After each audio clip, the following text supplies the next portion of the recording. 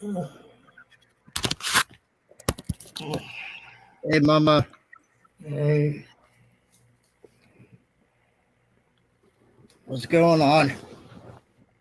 I'm checking out new toys. I don't want to see your vibrators. Yeah, I don't believe in them. I don't believe in having sex. Why would I want a vibrator?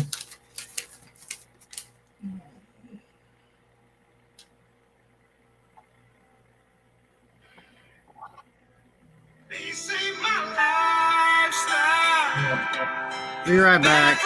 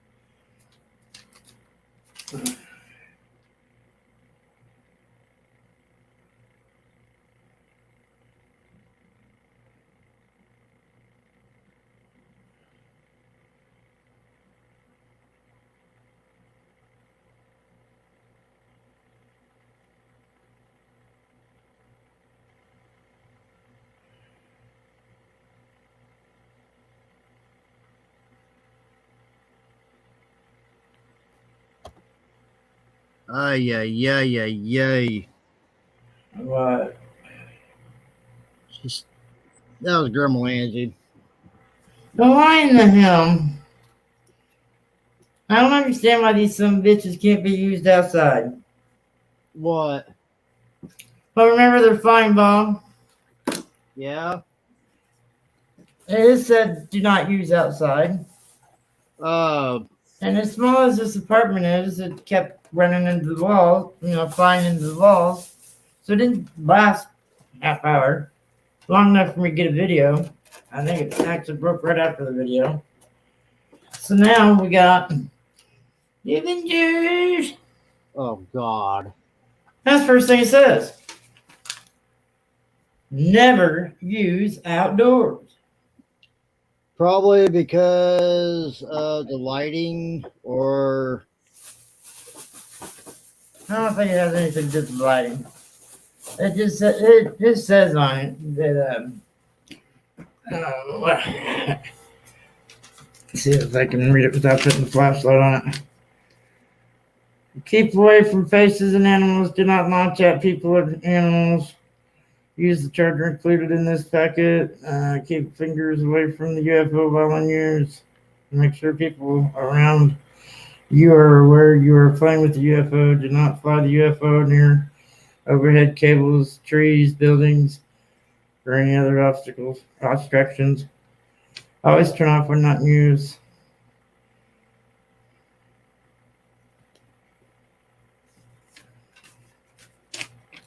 Then let's not realize I live between two businesses and don't have trees, just have concrete driveway and a ditch slab.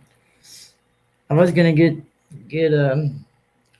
one on the flippy car, you know what I'm talking about? And I was gonna get in that, but then it says do not use on flat surface.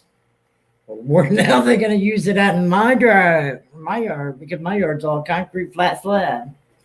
But so I got Dale the Avenger and got Ryder this. He's grounded though till Friday, so he ain't gonna be able to play with it until he's ungrounded. What can I say? Ryder or Jacob? Ryder. Smelly. Mm-hmm. You know why? Why? Because we've told him 110 different times. Quit putting his empty juice bottles, quit putting his candy wrappers or sucker sticks or apple sauce containers or catfish or anything else underneath the table. If you look underneath our table, kitchen table, there's Yeah, I got a little slot underneath there. no, it's not a little slot. It's about this deep. It's about 3/4 of the width of the table and goes all the way across, except for about this much from each. Yeah, I got a table like that, but I can pull mine apart and put a leaf in it. Well, we can this one too. It's got a leaf that can go in it. But anyways, there was like 12 different juice bottles underneath there a couple days ago. All kinds of sucker wrappers, catfish, applesauce bowls. And he's the only one that sits at the table. Because, we have the Mike brings the TV in here, puts on the table for him, and Dale's in this room with me, either on my laptop or on my phone. I think Pullovers are rare does that because his mom lets him get by with way too much. No, she don't. He just does it because he's too lazy. She's the one that grounded him before. She's actually not babying him anymore. No, I don't think Justin's letting her.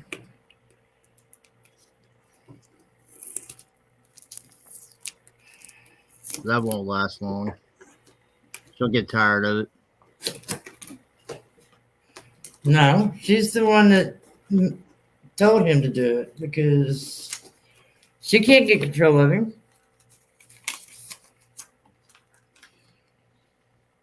Well, here's the custom work that I'm working on. That's going to be cool. That is going to be cool. Then here's the other piece that I just randomly came up with. That's right where we're going. What's up? It's a Nightmare Before Christmas. We almost got the boys a Nightmare Before Christmas puzzle. 500 piece.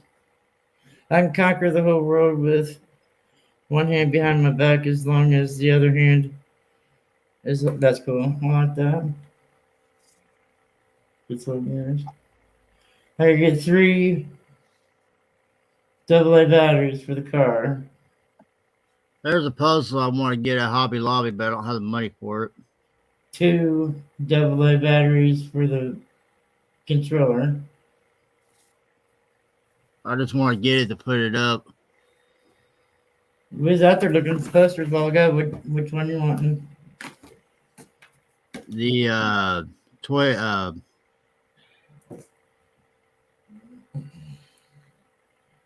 Adult supervision recommended. Oh God, what's the name of that movie? Oh, Christmas Carol or something like that.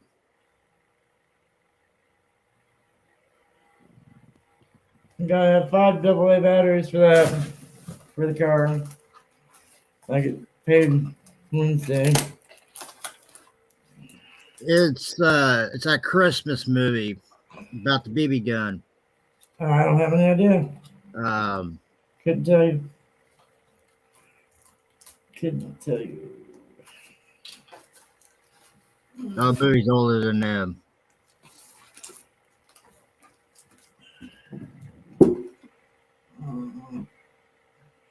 I found an Indian hit book.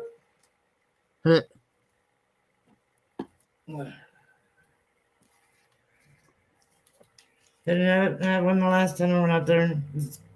No, I bet I did get one. What I couldn't find was the early years of the Reeds, I bet. Oh, well, they both had one.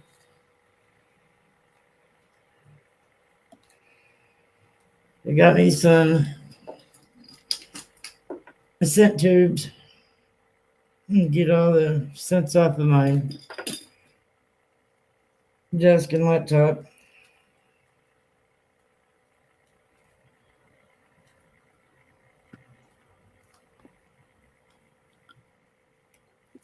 Mike got him some paint for the 4-foot um, 4-foot space shovel he's working on. Which course always got done is the landing pad.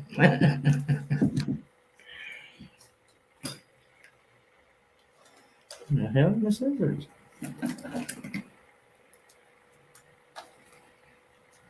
I think the movie's called Christmas Story or something like that. Well, there is a movie called that. You know, this is just plastic. This ain't gonna last your boy very long. I guarantee you. And they screw off. I haven't text Nikki to let her know we've been gonna go live. I don't know if she's on. Yeah, I was looking at a couple remote control cars online the other day. I was thinking about looking into one, and which you got to fully built it. It's like a model, but you got to fully built it. And I see something about on Facebook the other day, and they didn't really go into detail about it, and so I just went into the website to actually look at it, looked it up, and you actually got to build a damn thing. And I about almost shit a brick wall for a price of one. For what? A RC car. Hobby Lobby's got all their models on sale for 40% off. These are RC cars that you use remote control for. And these here ranges anywhere from $250 to almost $2,000. Did you see the train tracks that they got out there? No. They got 3 different ones. They got one that actually has a stand that the train go on. That's actually for kids, not bigger people. And it's $80. But it depends. I might get that for them for Christmas, or I might do what I'm thinking about doing and getting them both gold nugget a piece from Z-Rich for Christmas. Yeah, I was looking at these motion control cars when I seen the prices. Like, Jesus Christ. These were only $12.99 a piece. The flying thingy down there and the car too. So I spent more on one than I did the other. They were showing demos of them and everything, and nice looking car, ain't it? Put it up so you can see it. I gotta plug in the camera we had kept me last night playing dice, and I was trying to mod at the same time in Coin Cruise, and I finally told him that I couldn't concentrate and my blood pressure was too high to go. Yeah, they're showing demos of these cars and everything. You can pretty much freaking take a hammer to them and just beat the whole hell out of them, and they wouldn't even break, crack, or anything. I mean, these things were like solid. The most expensive one was like almost $2,000. And the plastic, and they say by the time when you get it fully built with the motor, the computer board, and everything in it, it weighs almost 50 pounds. Yeah. Operating instructions.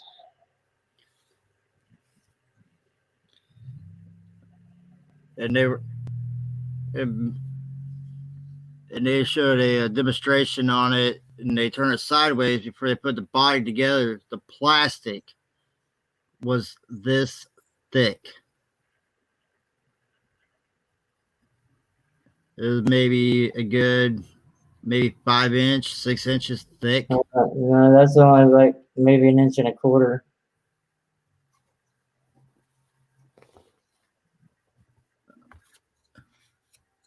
And they were made out of some kind of plastic. I don't know what they called it, but I was like, God, I would never afford anything like that.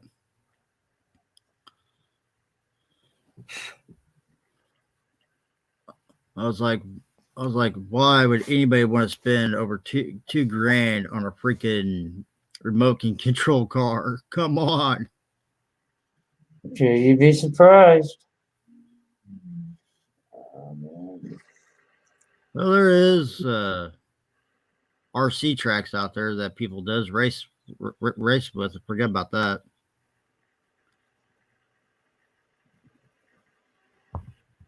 Yeah, they had all different kinds. They had anywhere from boats, race cars, sports cars, jeeps, trucks.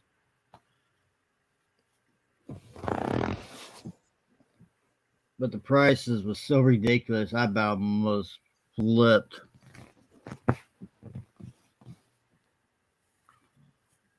This is an RC car. When your RC car begins to lose performance or power or function, it may be time to change batteries. You think? Do you really think? Remove batteries when product is not in use. Keep product out of direct sunlight. Keep product away from water and moisture. Keep these instructions. Oh. They even had RC cars on there that runs off solar panels. And solar panels have silver in them. Not that half the cars do, but I mean, they might. I don't know. I gotta sell my watch. I need some money. You know, anybody wants to buy my watch? Batman versus Superman. What the hell? Where'd you get that at? I've had it for quite some time.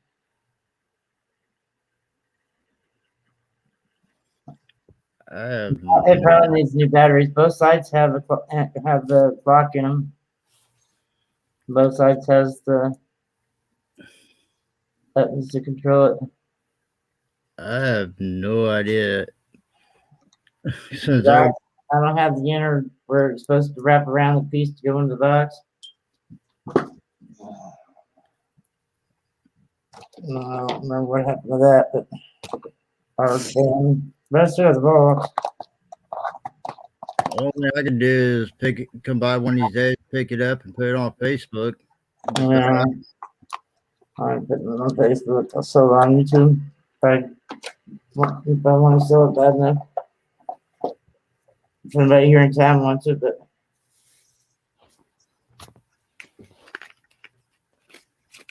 it's the Batman versus the Superman Dawn of Justice. Because hell, I could probably get Kim to take a picture of it and put it on her Facebook. I guarantee she could probably sell it real quick. I could sell it real quick too. I haven't really went to talk to the guy about it. What the hell? What is that? Oh no, you can't see my door.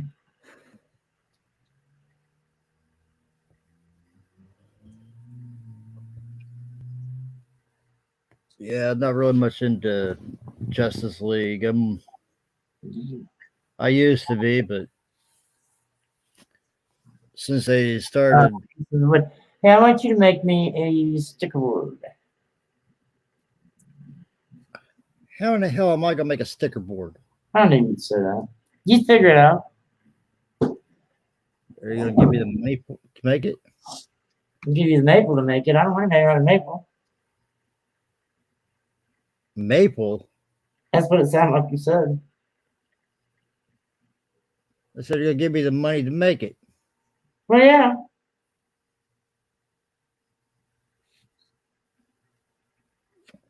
How big are you wanting? Well, see, that's the thing. I'm thinking about what size I want and what size do I want for the boys, because they need one too, because they got their, people send them stickers also. They got their own stickers. check out the remote for Dale's thing. Captain American. World Tech Toys. From China. I'm sorry to say, one thing I don't like, reason why I don't buy remote control cars anymore is because they don't compare to my freaking 3-wheeler I had back when I was a kid when it hit the basement floor. Excuse me. And that damn thing still got up and ran. Oh, I got my camera plugged in. I just got to change it over now. Don't tell me you don't remember that one. I was sitting here rambling my mouth and I didn't hear what you said, babe. I'm sorry. I said they don't make the remote control cars like they did back when I was a kid when I had a 3-wheeler when it I don't know. when it went to the kitchen floor and hit the concrete basement floor, it still got up and ran.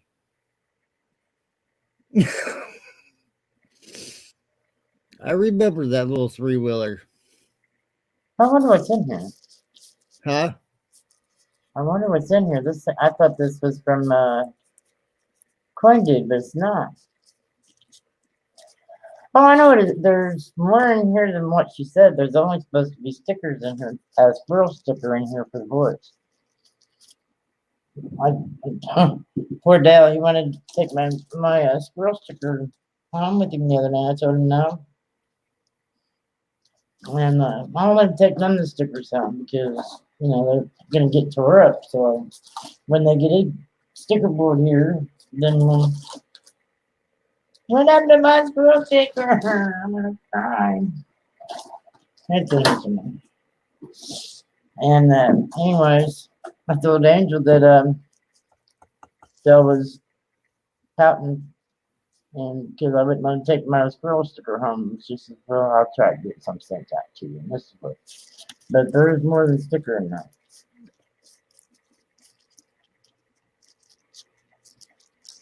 Now, what kind of material are you wanting out on the sticker board? Well, the stuff that you can spray on to make it like a magnetized board. Also, I want part of it magnetized and part of it sticker because I'm not most of it sticker, but just like a portion of it magnetized because some of the ones I have ain't just stickers. Some of them's magnets. Know what I mean? Why don't I just get a piece of sheet metal that you can magnet to? You know what? I'm gonna You shut my have to camera have. off. I did not realize I ain't got my teeth in. I don't feel good. I don't like Brad looks. I don't have to look at him. There ain't nobody in here, so. No, I am. Used to not bother me, but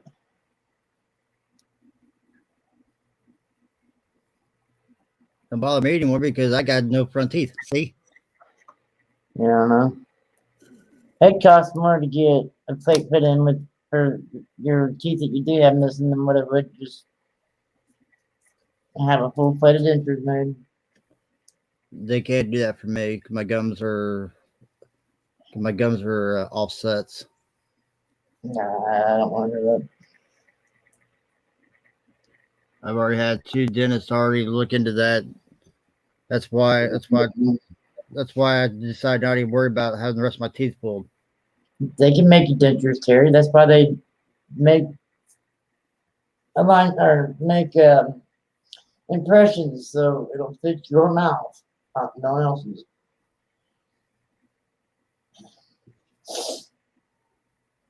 Oh man! Because the 2 dentists I talked to about it, they said it would cost more to make them because the way my jawline. Yeah, and I bet you talk to 2 dentists here in our town, and they're just like our regular doctors. They suck.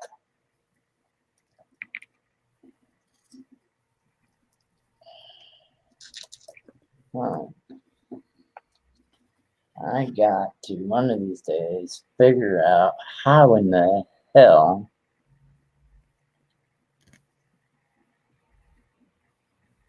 I get my scope, my laptop to recognize my scope. Spent $200 on a scope and can't even use it on my laptop. Hmm.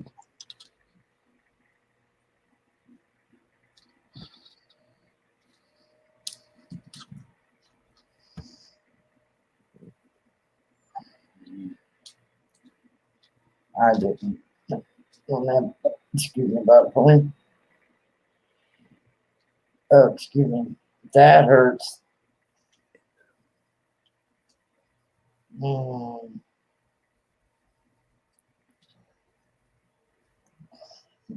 Well,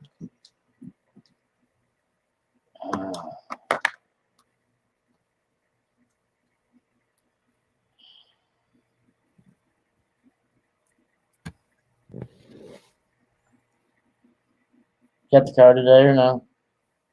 No.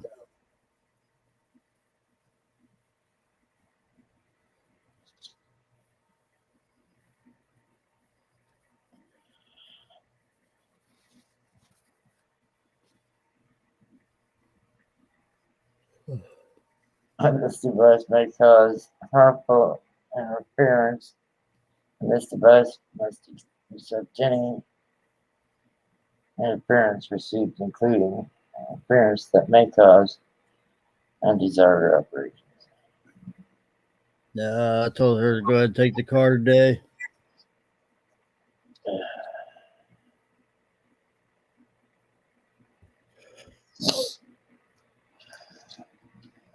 I told her I had no use for it, so I told her to go ahead and take it.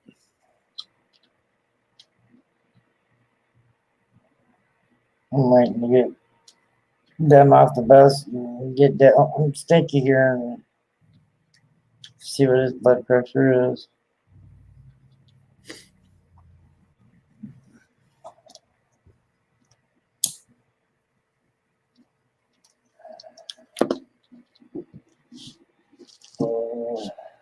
Yeah, my doctor said we're going. When I last talked to him, I think he said something about that he wants to do the You go for your MRI tomorrow, don't you? huh? You go for next week. Never mind. Next week. Yeah. Well, first started out, he's like, I want to do the CT and see what's going on first, and then as Yeah, you should have waited till you got that done before you ordered the MRI, because I knew that your insurance would cancel it. Jerks like that. I see what my blood pressure is. And then he said, we'll figure out what's causing your blood pressure being so high all the time and everything like that. And it's just like I told him, I was like, It's going to be high because it blew up again.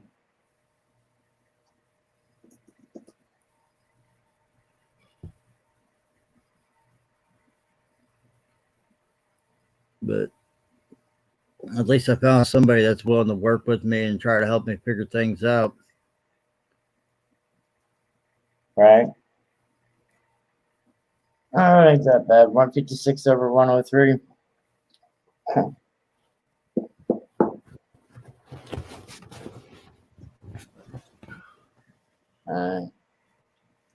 The one before that was 163 over 112.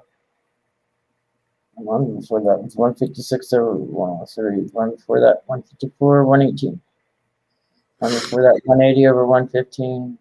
Before that was 198 and 1 over 118. 164 over 93. Mike's 132 over 84, and he's the one with heart condition. I think that one. Oh, I missed it. Yeah, 171 over 117 was mine. Mike's 124 over 72. 157 over 109. I've been keeping an eye on it the last few days.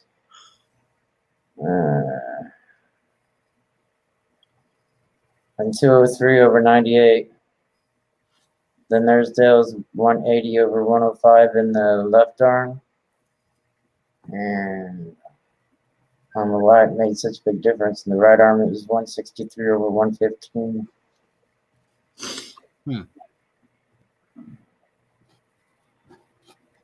And so anyways, Hang on just a minute. I'm going to make a phone call real quick. Ready now?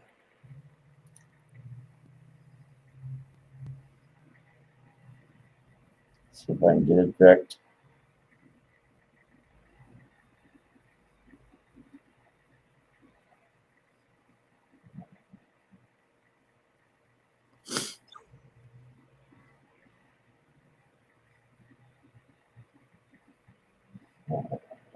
I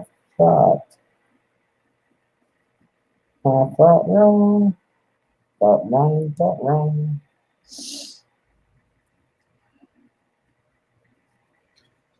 Yeah, that was Grandma Angie that called. She won't. Oh, she wanted to brag about going to the turkey trot. Again? Yeah, saying I never laughed so much in my life, blah blah blah. It's like, yeah, whatever.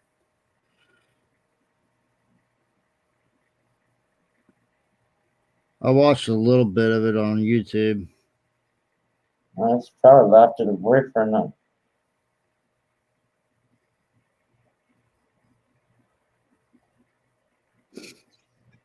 Her boyfriend's been paying for everything. Let's see if I can call back to them. I imagine she doesn't get that much on her check. And Megan, this is Rhonda Tolliver. Not good. I don't know. I having trouble with my blood pressure going really, really high, like 100 or 203 over 115, and the top number staying above 170, and the bottom number staying above 100.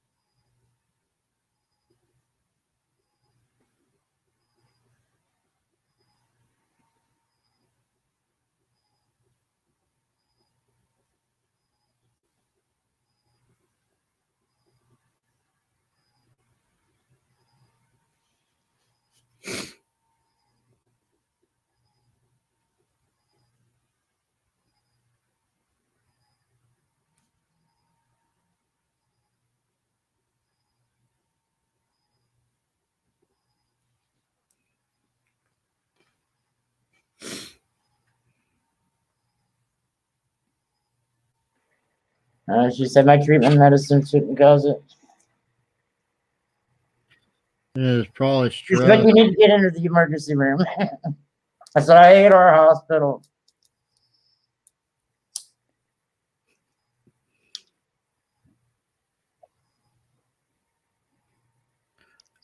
Why do you hate it so much? Our hospital's supposed to be the safest one in Vincent's. Because it's the only one. It's the only hospital we have. And they say it's supposed to be the safest. Well, it would be the safest when it's the only one we have. Think about it.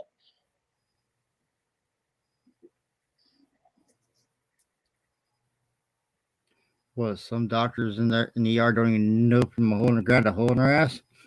It makes me wonder how they got their license. From the doctor dummy books. I bet.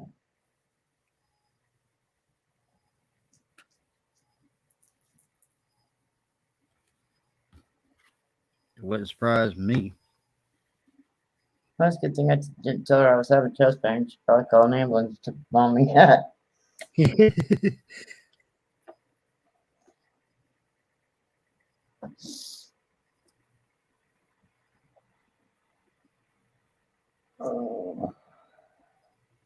Ain't no way I'm going to our hospital. I mean, they ain't got no empty beds. If I did have to be put in the hospital, they're fucking so full of COVID right now. We don't have no empty beds.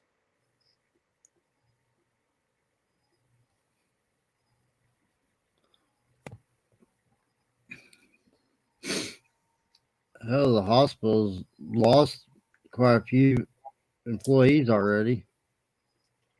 Mhm. I think all the employees ought to go on strike. I think Kim said there's like 9, 10 receptionist positions already open.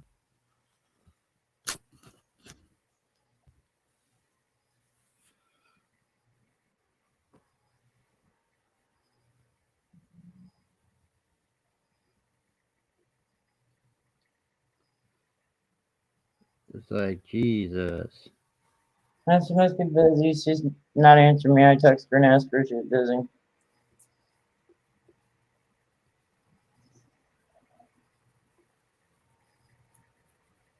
It's all because of the hospital's forcing them to get the shot or lose their jobs.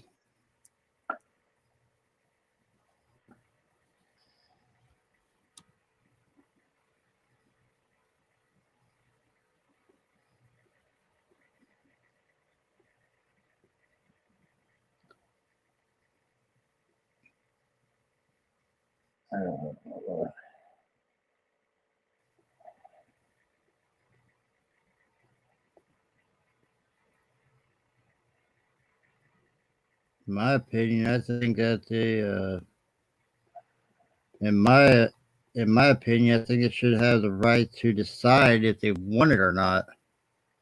Yeah, I agree.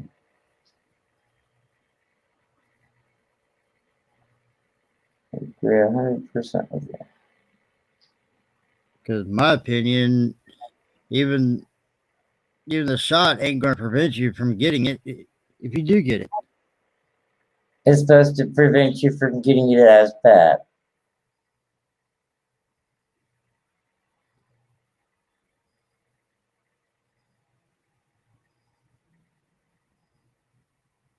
What, making you definitely sick and everything Yeah, else, no, yeah, where you can't freaking walk. yeah. I gotta go to the bathroom. I'll be back. Don't fall in. I might. Oh.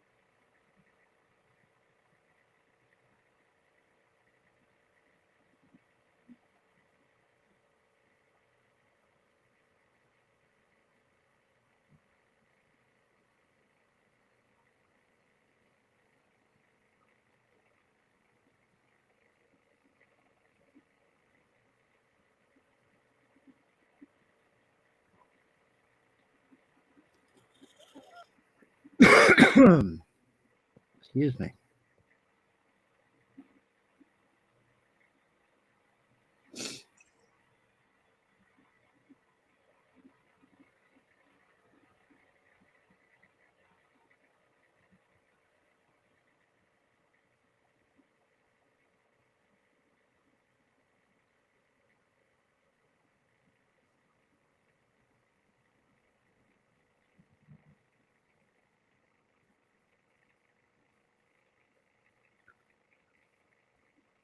Hello and welcome.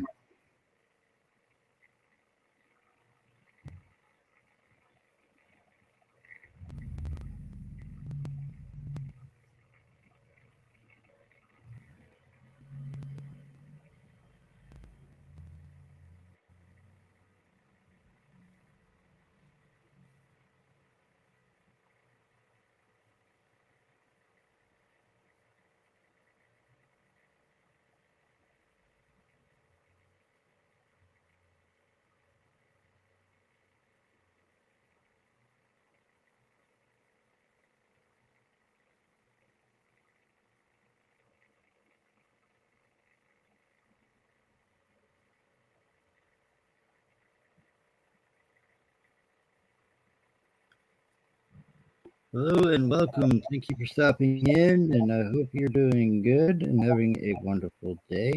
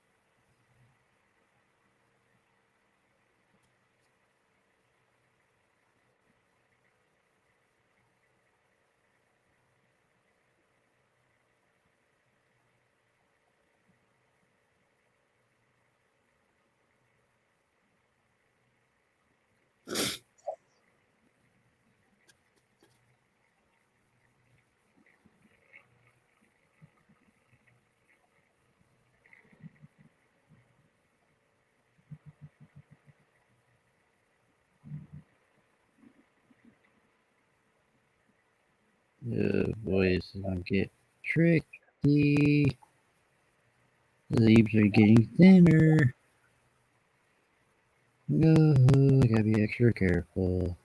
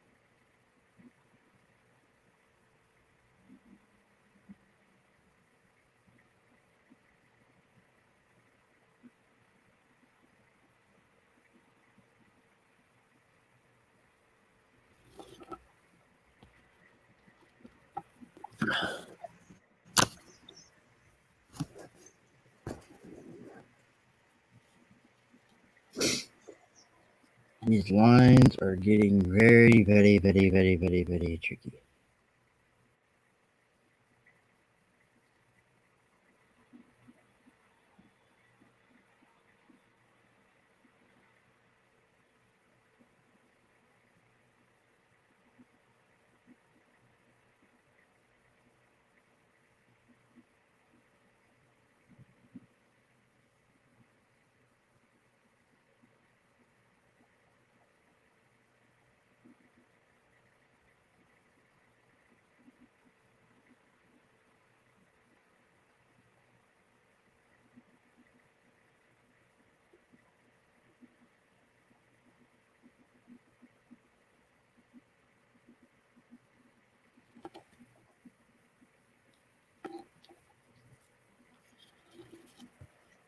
Oh, arthritis, arthritis, arthritis.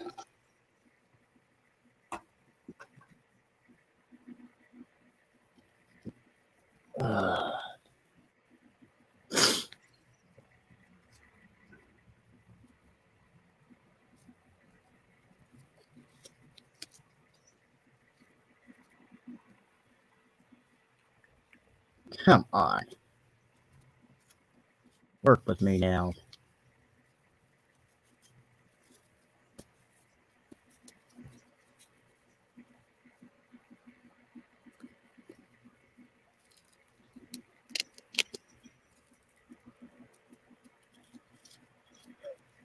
Ooh, ooh, ooh. I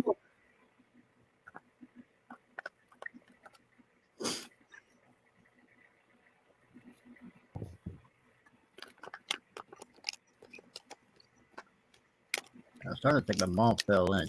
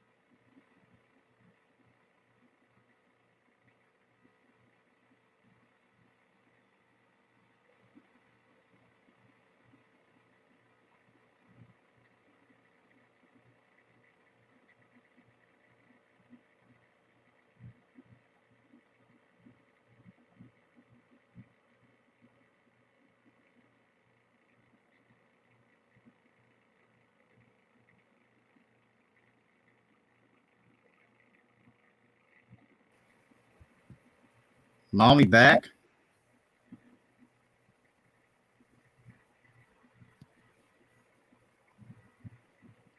Mother, did you fall in?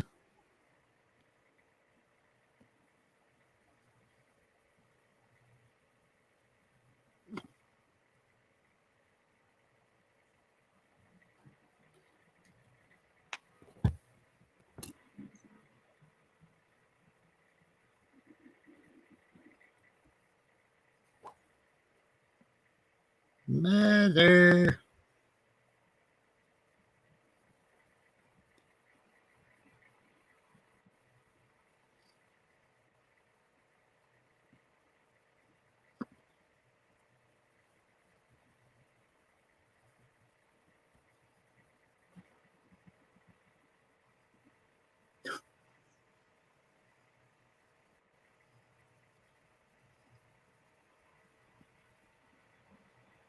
Mom, did you fall in?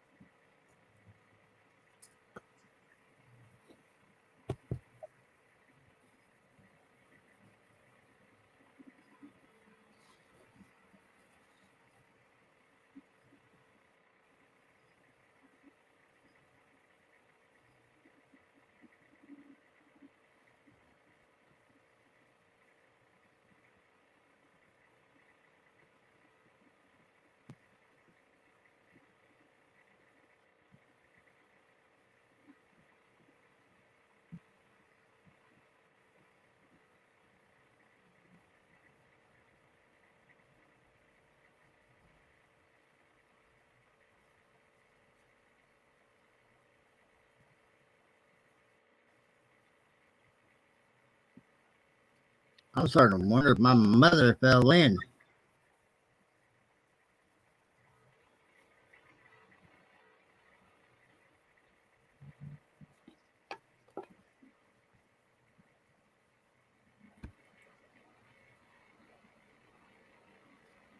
Hey, Hey, how are you doing? living the dream. Nice. Hey, Mom.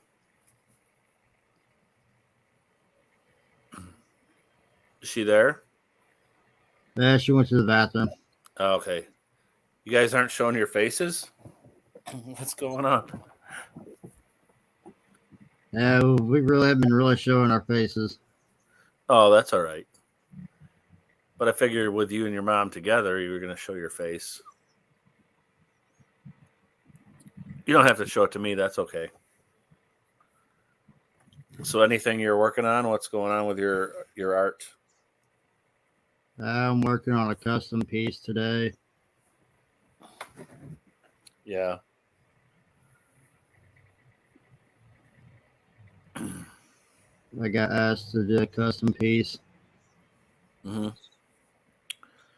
What streams have you been on lately? Not really much. No. But how are you getting your clientele? Just from past people? Facebook mostly. Oh, okay. So they're not all YouTube coin people. I've already sent one out on YouTube.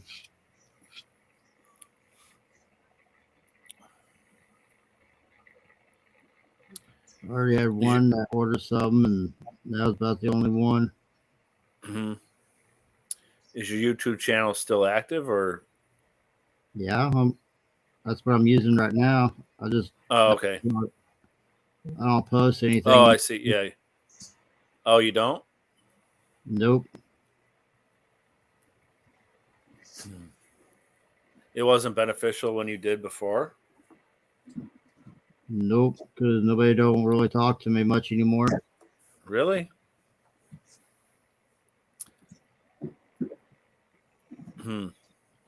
Hey, Charles. Hey, Rhonda, how you doing? Not good. Nice to see you. Nice to see you. Nice seeing you. How's everything? Miserable. Oh, sorry to hear. I'm glad you told Terry that I was thinking about him and wanted him to get in touch with me, and he did. So I'm happy. Well, you told me to do it, so I did it, buddy. No, thank you. Things didn't always work out in life, but I always love your buddy, your son, Terry. He's a good guy. Yep, I'd have to say so myself. Even though he's very imperfect, just like me, and all of us. And he has no comment for that. There ain't no reason to make a comment about the truth, right? Right. Well, other to say, yeah, you're right. We're all imperfect. But God has a plan for all of us. Just That some is of very the true. parts make Constitution too. Yeah. What's the piece you're working on? I'll show you in just a minute. Okay. How are the kids? I gotta try to get their mother to take it down to the doctor and find out Oh, okay. what's wrong with him. His blood pressure the other day was 180 over. Oh, that's sweet, Terry. That's nice. I like that. Thank you. That's a 180 Facebook over person? 100. Yeah, it's a custom piece. Nice. That's awesome. I like the consistency of the burn across that. It's really sharp. Did you get new equipment? Yeah. Somewhat. Mm-hmm. I'm sure there's so many options nowadays with technology that you can probably have amazing effects that you couldn't achieve like in my day 20 years ago. Been mostly got my girlfriend into it, and I've been using some of her stuff. Oh, okay. Nice. She's got better tips than what I have, so I've been using her. Yeah. That one looks like you have a wider tip to do that one to make it more consistent. I'm using a smaller tip. Oh, smaller. So you have more strokes, but you have to be really consistent. That means you're doing a really great job to get it that perfect. That looks like it was just painted with one perfect stroke to me. Smaller tip that makes smaller lines. Mm-hmm. I don't really use my big tips much. I don't really use my big tips as much as I used to. Mm-hmm. Show me that piece again, because I feel like that I really want to see. I can't tell the difference in where the small, skinnier tip lines went. That's what it looks like. It's one flat. Just 1 second. No, take your time.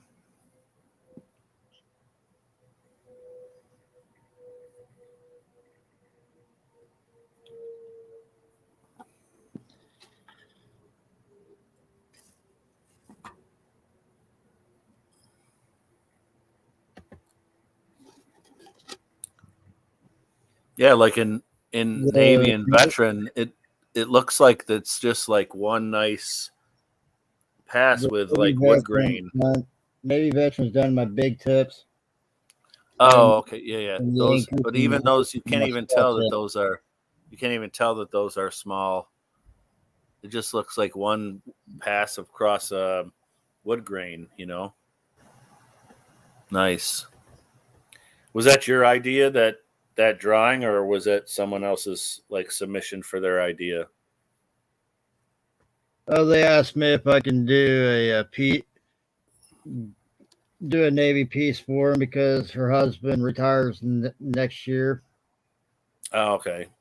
But you created the design. I found it online. Oh, nice. That looks great.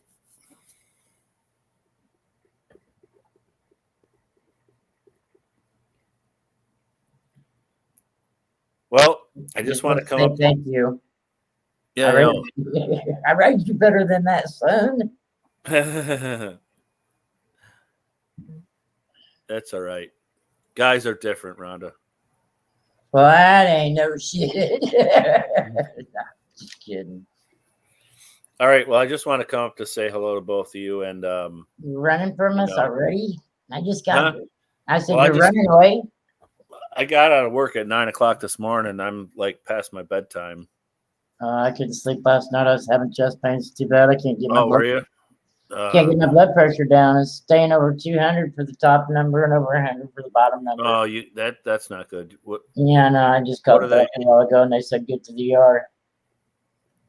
Are you taking anything for it? No, I just started a couple days ago.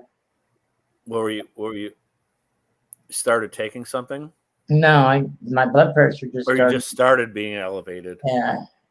Yeah, usually like 90 over 40. So right now, I'm normally 127 or 120 over 68, and then every time I go to the doctor, I'm like 150 over 50 or 90 or something like that, and it's like it can change because what's your heart rate? It's been between like the lowest it's been is like 84. Mm-hmm. It's weird when it first started. I was messing with the old man's blood pressure thing that just goes on your wrist. Right. And yeah. I was doing Jake and Dale's blood pressure, the oldest one, and his was 180 over 100 and something. And wow. And, I did mine. It was 203 over something, and are there brand new batteries in it? Yeah, and he hasn't had it that long. And every 4 hours, I was checking my blood pressure. Well, the top number was going down. I didn't get down under 190, but the top number was going down. But the bottom number was going up. I'm like, this ain't good because when your numbers meet, whether it's high or low, when your numbers meet. Well, that's somewhat not true, but your pulse beats per minute matter too, because there's a correlation between high blood pressure. If you have really high blood pressure, your pulse is going to be like 50. If you have really low blood pressure, your pulse is going to be like 100, which is mine usually stays around 60. It usually doesn't go up. But that's why I'm saying your blood pressure is high, because your pulse is so low. No, since my blood pressure's been up, my pulse has been up too. Oh, has it? Yeah. Well, then that tells me that there's something going on that's creating that situation, like your diet, stress, sleep, like those basic. You have to trust your body. You have to trust yourself. Oh yeah. So let's go through the checklist, because I don't want you to have I don't want you to go to the emergency room unless you really have to. Like, what's your sleep like every night? Is it consistent 6 to 8 hours in a row, or is it broken up? It's broken up. If I can get 2-3 hours of a night, I can lay in bed for 6 hours. That's why your blood pressure is going to go up.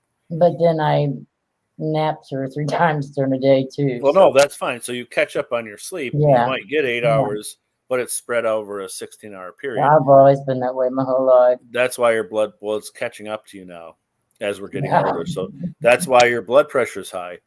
What about your anxiety and stress about It's things? been pretty high. Okay, that's why your blood pressure is elevated. Yeah, that's why. What are some of the things, if you want to, I mean, you don't have to be specific, but like, is there something you want to say or get off your chest or talk to somebody about things that you're dealing with? Because that in itself, when I did that as a social worker, we all have to talk to people because I carried all these burdens of my own self and also my clients. I carry their burdens because I care about them. So it's important for even professionals to like let go, you know? Right. And if you're a person who's holding on to things and not letting go and not having an avenue to talk and to let these things go, that's the third reason your blood pressure is high. Well, I let it go last night. I'm surprised I didn't get the shit beat out of me, but I let it go. Oh, good. Well, that's good. Do you feel relieved? Do you feel, like refreshed? No. No. So Still, you're still holding on to some things probably. well, Charles, I'm not happy where I'm at. No, I know. No. Hey, that's what that's why I understand. That's why I'm your friend, but I don't want to see you suffer. So, my advice is either you can, like, I can't be your counselor. I'm not a counselor to my friends, right? Because that's not my job. My job is to be a friend. But I don't want to see you like keep things inside that you're carrying this burden. Like you have this big Santa Claus pack of all these gifts, but they're not gifts, they're burdens. Right. They're the coal that you've taken upon yourself from everybody else. And it's now after a few years, like even I went on family medical leave for 8 weeks because I was so stressed and had anxiety. I had chest pain. I had depression. I had insomnia. Like anxiety attacks. And I was having panic attacks. Yeah, I've never had that my whole life. Never had it my whole life. Oh, they're bad. And I thought I was going to have a stroke or heart attack. I couldn't breathe. I called my doctor. I was crying. Like I cry at movies, but I don't cry because I'm a happy person. But like, I just started talking and it's like I could feel all this stuff coming out of me. And, so keep doing that and do it again and do it more and find other people who are empathetic. Because you can tell that there's people who are empathetic and actually care. And you can tell people you're telling your things to, and they're like, yeah, whatever. Like, let's go on, Yeah. And that's not going to be successful. Right. But what are some of the things, if you don't have to, but what are some of the things that you're not happy with the place that you're at? For 11 years, I've been with him, and all he does is lie to me. Mm-hmm. So, are you? I don't think he's cheating on me. It's just the idea that he can't be honest with me when he goes somewhere about what he's doing. So, and like I told him, if he'd just be honest with me, right, I wouldn't give a shit. I wouldn't get mad. But when I can go outside and see him driving by with somebody's not, totally different than what he's supposed to have with him, then then there's signs. There's like check marks. Yeah. Where you're checking a box, and once you get to a certain number of boxes, you're like, wait a second here. Like last night, for example, he took the friend to the store. Supposedly, when he texted me, he was supposed to go over there and pick the couple up, and bring them over here so we could play dice and cards. Right. And so he texted me about 45 minutes after he left, and he says, well, I had to take them to the store. Mm-hmm. And I said, so you on your way back? He says, as soon as we leave the store. I said, all right. So I'm standing outside. Somebody came by, and they left, and I was still getting ready to come back in. and he drives by with just her. Oh, And Lonnie lied to me because he said he was coming straight here after he left the store. right. He lied to me because he said he had her and him and her. And then it was still probably about another 45 minutes before they got back here. And the couple could tell I was in a bad mood when they got here. So eventually they both showed up. Yeah, he ended up bringing him over, and we played cards and dice.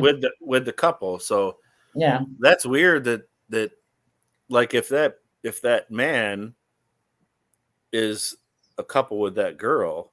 oh, they're married. They've been married for almost 30 years. Why would that man let her drive with him anywhere?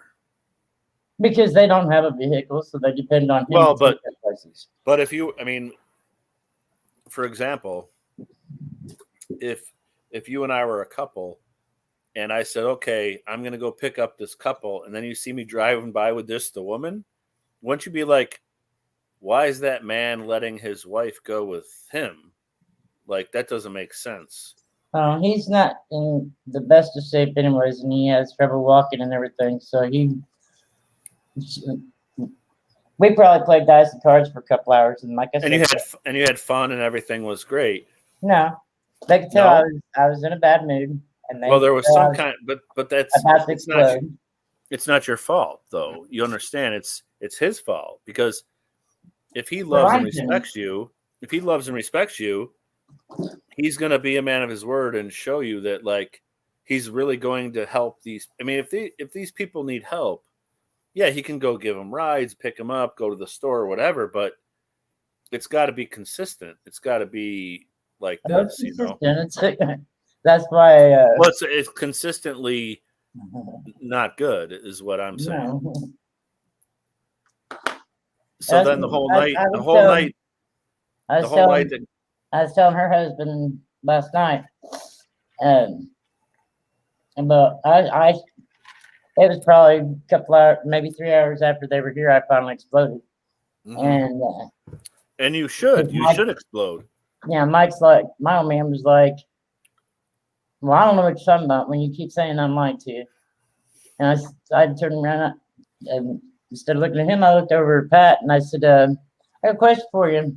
Well, when they got here and we started playing dice, he's like, tell something's wrong with you. Mm-hmm. I said, yeah, I'd like to ask you a question too, but I'm not going to start any shit. But I finally did. Mm-hmm. But I said, did you go to the store with him? And just expecting him to lie for him too. Right. And, which, of course, all three of them chimed up. My own man and her says, we wanted him to go with us, but he had to get ready to come over here. I said, well, that ain't the point. The point, and I took my phone and I showed him all the messages. Right. That me and my own man, he had texted me. And I said, now you see why I'm mad? Right. No, of course, 100%. They used to live in the same apartment complex as us, mm-hmm. and see us fighting all the time over the lies. Right. Because he's never been truthful with me. And the truth can hurt. Yeah, but you can get over the truth. Lies. Yeah. I can't get over lies. The truth. That's why they say the truth shall set you free. Because if he told you the truth and said, "Look, this is what's going on," I mean, I don't think there's anything going on between them. Well, no.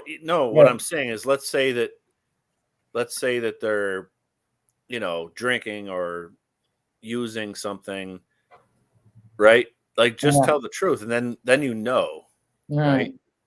But if the truth isn't told, you're gonna think like, well, you're saying to me that, oh, nothing's going on, that he's not cheating on me, but the world is open up to it. Could be anything. It could be something simple and stupid, like, yeah, he's loaning her money because he feels sorry for them. He does that too. He does that too. But it could be something very serious, like they're doing something illegal. She don't pay him back when he borrows it. Mm-hmm. He'll pay most of it back, but then they'll manage just shrug off the rest and say, "Don't worry about it. They can't afford to pay me all of it back." Well, you can't afford to keep loaning it. Right. Well, it's taken away from you and his love for you and your relationship, giving to somebody else. Well, I'm not even if they deserve it. Well, but even if they deserve it, he could take you out to dinner with the money that he gives somebody else. But anyway, it's just there's simple little things that the evidence is always there when you look back with hindsight. Well, her husband made the comment right before I blew. Mike had made a comment to me, not knowing what's wrong with me or something. And I was, well, I don't think you're messing around with me to be messing around on me to begin with. It's just the lies I'm tired of. And then her husband pops up and says, well, if you ever get tired of whoever you're messing around with, he says, give me a piece of it. I was paying you back for 30 years. And that's when I just let the rest of it go. And let it showed him the Texas and everything. I mean, the worst thing is you guys planned a nice night with another couple to have fun and play games and do things and hang out and whatever. And he's just supposed to go and pick him up and not be gone an hour and a half. Right. Yeah, yeah. That's like if I said to you, oh, I just left work, honey. I'll be home in 10 minutes. And then like an hour later, you're like, where are you? You're like, I'm like, oh, I'm at the store. Okay.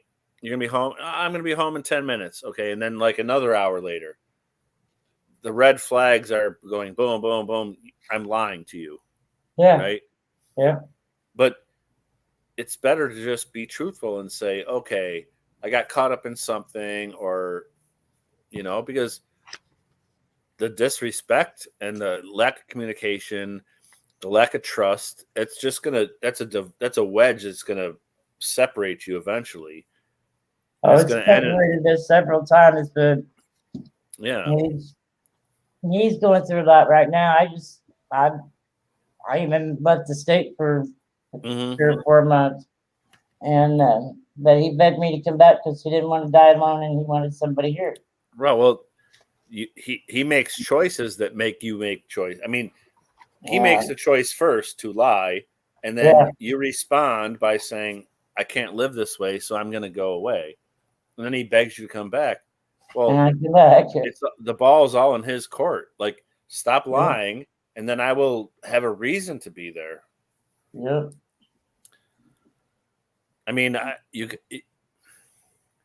don't know. I really don't know if I can handle it here until the 19th of next month when he has his heart surgery. Right. Because I have a nerve disorder. I have neurofibromatosis. Right. And it grows tumors when my nerves get out of control. Right. I have over 75 tumors in my stomach. On my left kidney, my urethral tube, and my bladder. Right. And are they just what are they right now they're just are they cysts, like not cancerous, like no, cysts?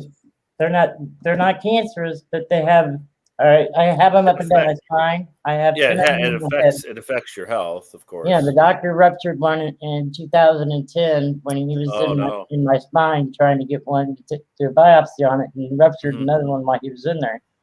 And the infection that's inside of him made up this L4 and 5, and I had to have L4 and 5 taken out and titanium cages put in.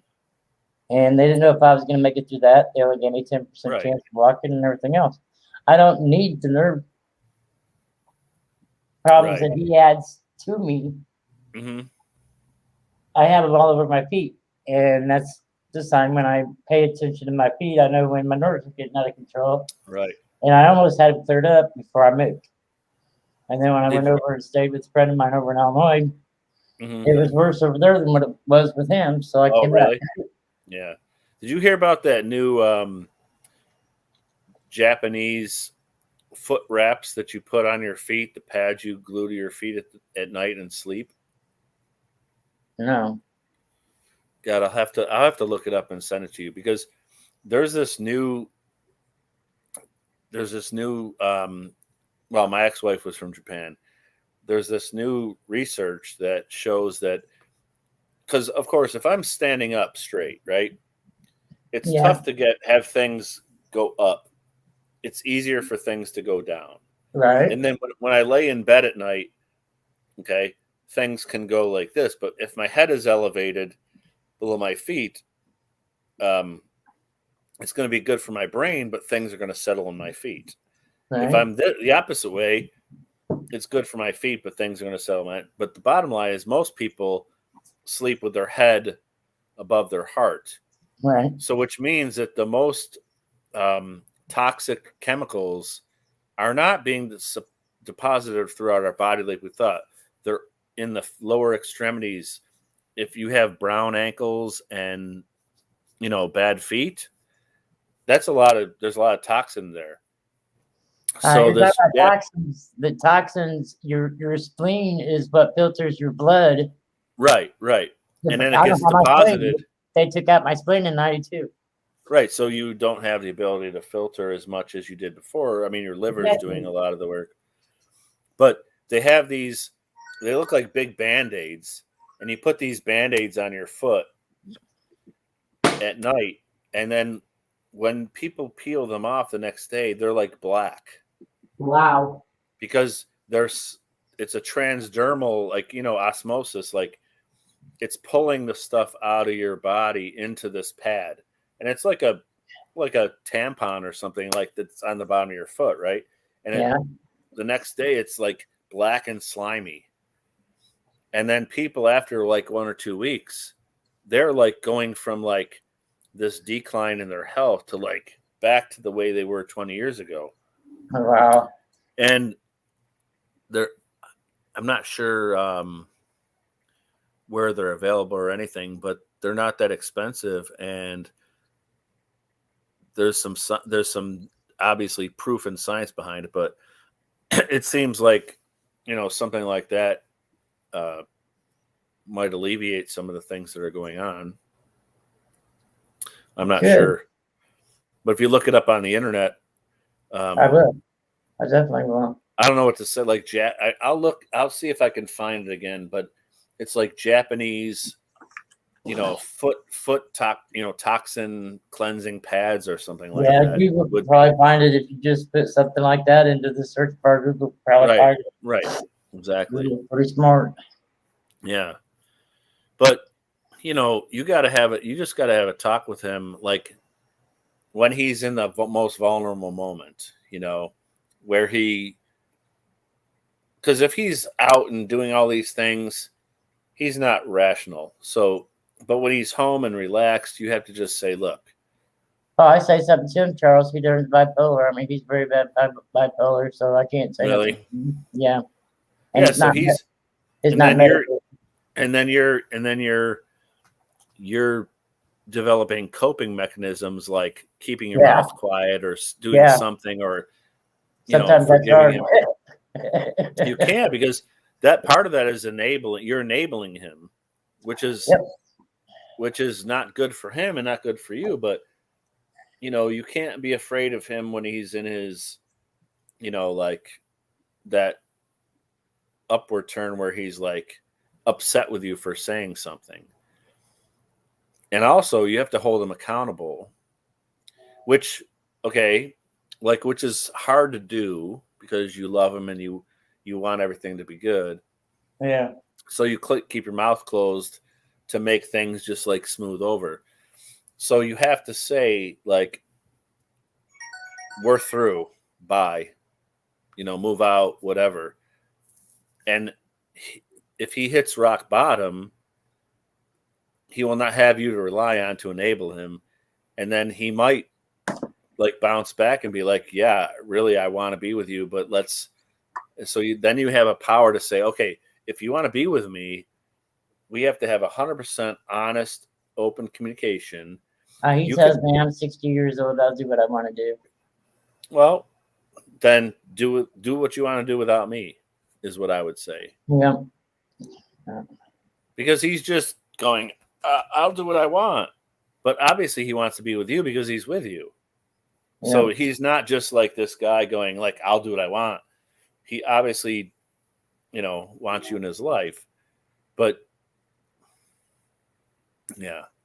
That's because he can't find anybody else to put up with him. Well, right. Yeah. Yeah, probably. So he should be like, he should be rubbing your feet and rubbing your back and taking care of you and being there for you, not all these other things which make you think he's lying to you, Yeah. So you might have to use some like reverse psychology and tell him, I don't ever want to see you again. and I hope you die next week in the surgery. Which is I'm not going to say that because harsh thing to say, but you can ask Terry when we wish something on somebody, it's not good. oh, Terry okay, wishes then that house maybe was don't say that. But no, I won't. but you know that message is going to show him that without you, he has nothing. Is what I'm saying. Like, Yeah, I know what you oh, mean. she's saying, "Go ahead and die. I don't care. I'm walking away." And then he's like, "Who do I have in my life? I have no one. I have no help. I have no, you know." And that might make it. That might be a wake up call. Something like that. It Kids doesn't doesn't have to be even that. come over to help him, and he blames that on me because you're here. Why my kids won't come over? Well, then Mhm. maybe I should leave it. Right.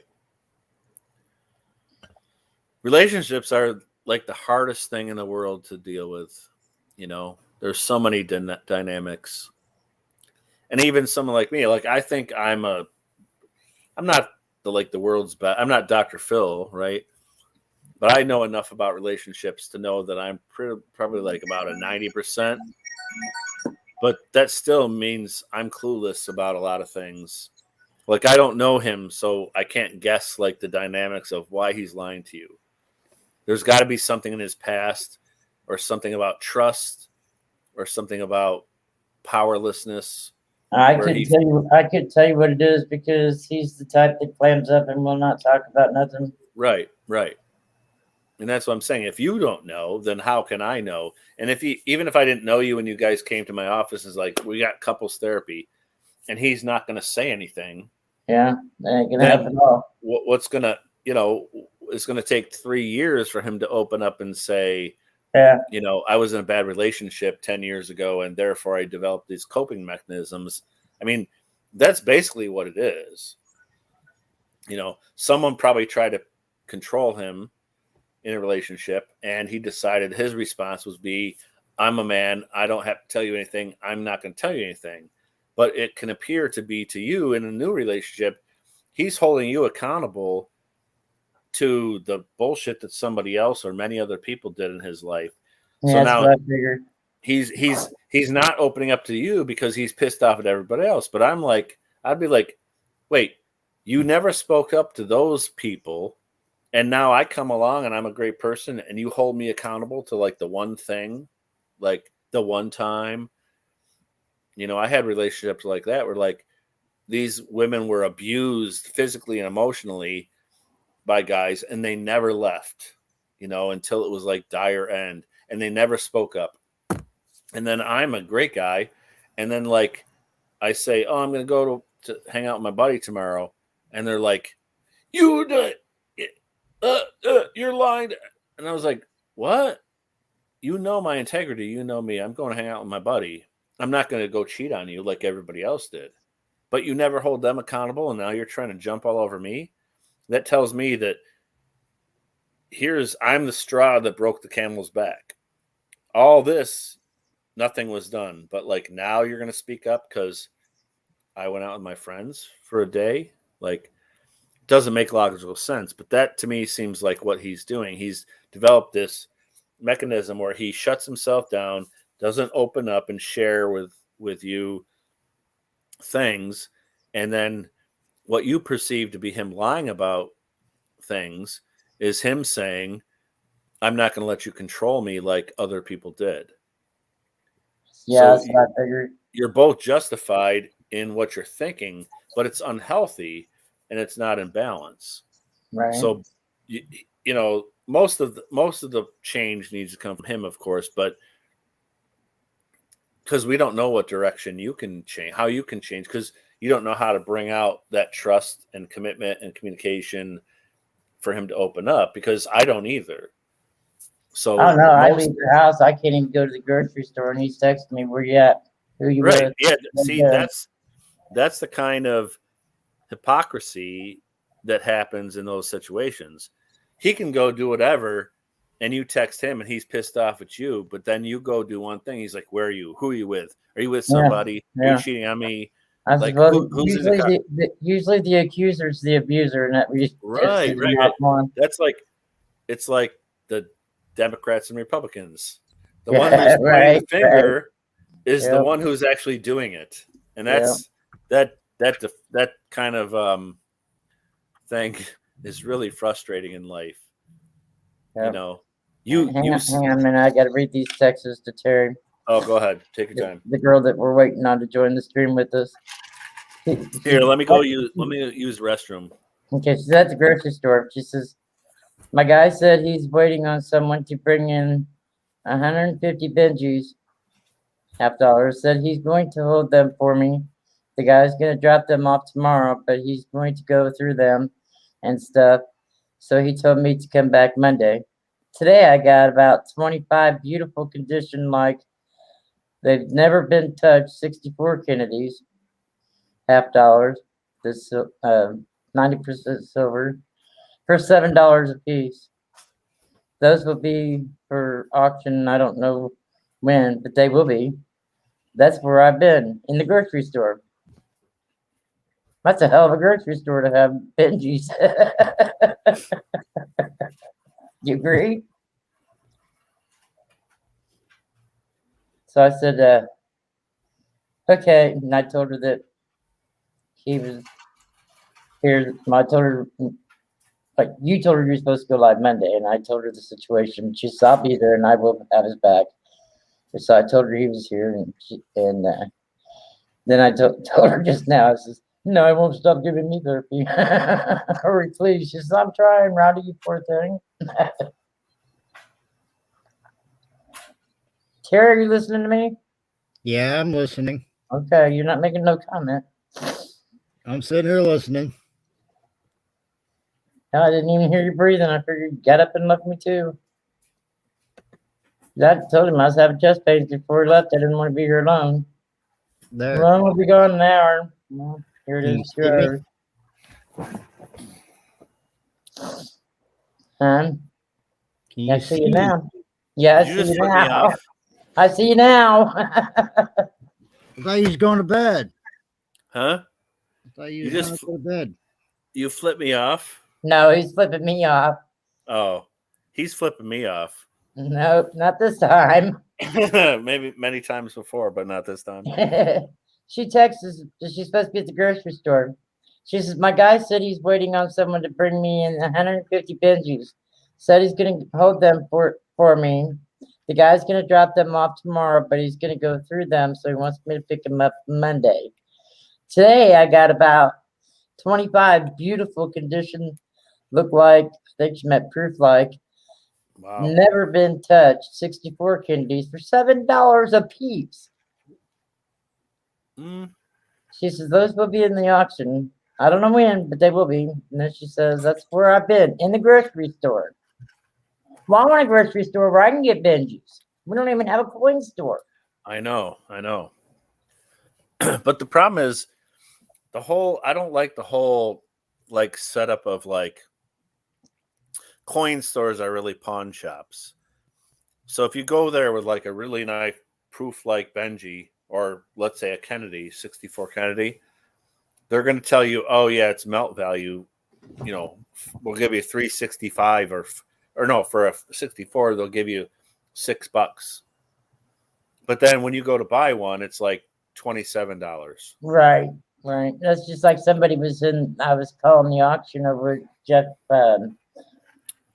Crumpler last night, and him and Z Rich and 4 or 5 others was up there, and I was calling the auction for him. And somebody was in the chat and it says, well, when I buy, I'll buy for 19, whatever it was, but then when I sell, it's going to be 27 something. Right. For an ounce. Well, that's the way it should be. But when you go to a local coin shop, they'll buy for 15 and then they'll sell for 27. Right. So it's like this weird thing. Like, so then when you throw in like USA Coin Book or PCGS or Numis Media, it's like they're going to say this 64 Kennedy is worth $27, but who's going to pay for that except another coin person? Yeah. Armando from the Vault was there last night. He was selling ASC. Who was that? Oh, Jeff from the Vault. Armando. Yeah, Armando from the Vault. Yeah, he was selling ASCs for starting the auction bid at $30, Yeah. and nobody was bidding against the guy that was buying them, so he was getting them for $30 a piece. All Wow. these good buys are always the week before you pay, or the week Well, the after thing you got broke. That's the thing. $30 seems like a good price, but if you take that to anywhere, they're going to give you 20. They're going to give you melt value for it. So they're going to give you $23.47. Yeah, or but whatever you got to it is. remember though, silver prices are going to be going back up again. Well, I hope so, right? So right now, buying them at $30 ain't a bad price because what I'm stacking to try to put my grandkids through college. Right. Well, what I'm saying is like, okay, when you buy, there's a silver premium price plus a premium, right? Yeah. So if you buy an ASC right now, let's say this was 1995, you buy an ASC, it's $25, right? But then when you go to turn around and sell it, it's like a brand new car. You can sell it to the same place for 20. You're not going to get 25. So you hold on to it thinking it's going to go up in price, and you have to kind of look at the market like a stock market and buy when it's 20 and sell when it's 25, or buy when it's 30. I wouldn't take my stuff to a coin show. Right. Well, there's the thing. That's why YouTube is the best. And then you notice, as you know, people will pay. They don't pay the value they want to pay. Right. So you can sell an ASC for $50, $60, $70, $80 that you paid $25 for. Right. And that's but then like other people. I'm getting ready to buy the $5 Gold Eagle 1/10 ounce. Oh yeah, yeah. For $170. Wow. Yeah. So what can I turn around and sell that for? I know because right, you can buy. I mean, most people are selling those 1/10s for like well over $200. $250 to $300. Right. Right. A lot of them the starting price of them in an auction is $225. Yeah, exactly, or more. Yeah. But it's like funny when you watch some auctions, like we all know who they are. Some people are making a freaking killing, like Joe and Diane Durbin, and yeah, but that's just like I go back to say, it's what people want to pay for the coin. It's not what they're. But then you look at a person like Rick G or Shibby Rob, and they have an auction, and they're like barely getting $1 more than they paid for something, and you can get a lot of great buys on their sites. And then if you do an auction, who knows? You might lose money. Right. But somebody else like Saka Plata can auction off something he paid like a copper round. Like let me show this. These copper rounds like this one. This is the God, I can't read. The COVID survivors copper round. Right. It cost me $1.50. Yeah. In copper, it's like 50 cents worth of copper. He's selling these for $10, and people are going bin. Yeah. He's got 50 of them, and he's selling all 50 for $10, and he's paying $1.50. Now, if I have an auction, they'll be like, "Yeah, I'll give you $2." Right. You know, and I mean, I don't know why that is, but it's like some people have it, and I'm not knocking him because I buy from him and I like him, and he's done a lot of great things. For me, I bought a lot of great Mercury dimes that are like mint, MS67 for a great price. But then you throw in like PCGS. Now, if you want to go the difference between melt value and numismatic value, let's say you buy that from your friend, one of those Kennedys, and she paid $7 and you buy it for $12. Well, when you go to send it into PCGS, it's going to cost you $50 to have it graded, and it's going to be worth $35. Right. So you bought it for $12, you send it in for $50, you spent $62, and it's going to come back and be worth $12 or $35. Like, but then if you take it to the coin shop, they're going to be like, "Yeah, we'll give you $12 for it." Like it's just like that's what I don't like about it. It's like almost like used car salesmen in the 70s.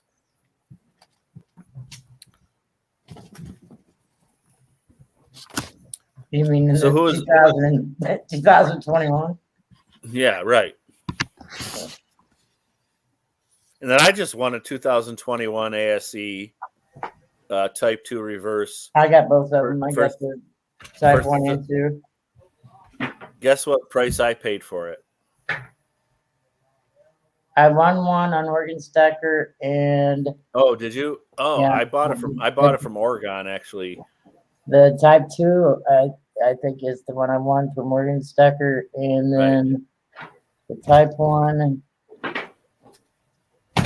did I get it at? I didn't buy neither one. I'm not an ASE person. But do you know how much? What do you think I paid for that Type 2 2021? I'd probably say about between 45 and 60. Right, because guess what? You can go and call AtMex or whoever and pay $100 for them. Yeah, exactly. And guess what?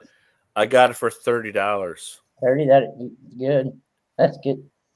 Yeah. And he was happy because he went to he got it when it first came out, when it was 24 plus a $2 premium.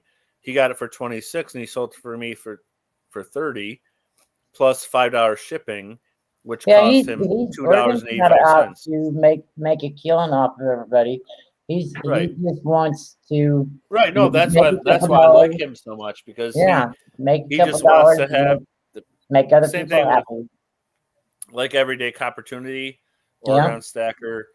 There's a Hey, did you hear about Jeff PE Crumper. Stacker? What's that, PE Stacker? Yeah. Did you hear about him? Yes. Oh yeah, with his daughter. That's so bad. I could not what you're believe talking that about? when I heard that last night. I know. Oh no, I knew they were talking about that last week. Like Lemonhead. Do you know Lemonhead Penny, right? Yeah, I mod in his channel. Yeah. I thought you were. I think that's where we were when I told you to tell Terry I would get a hold of me. Might have been Lemonhead. But there's a lot of great people like that who just care about people. Like that's why I like Lemonhead and Oregon and PE and Plumber Stacker and Mad Stacker, and God, I can go on and on and on about all the new people I follow now that I did like last year, 2 years ago. Is that like Lemonhead?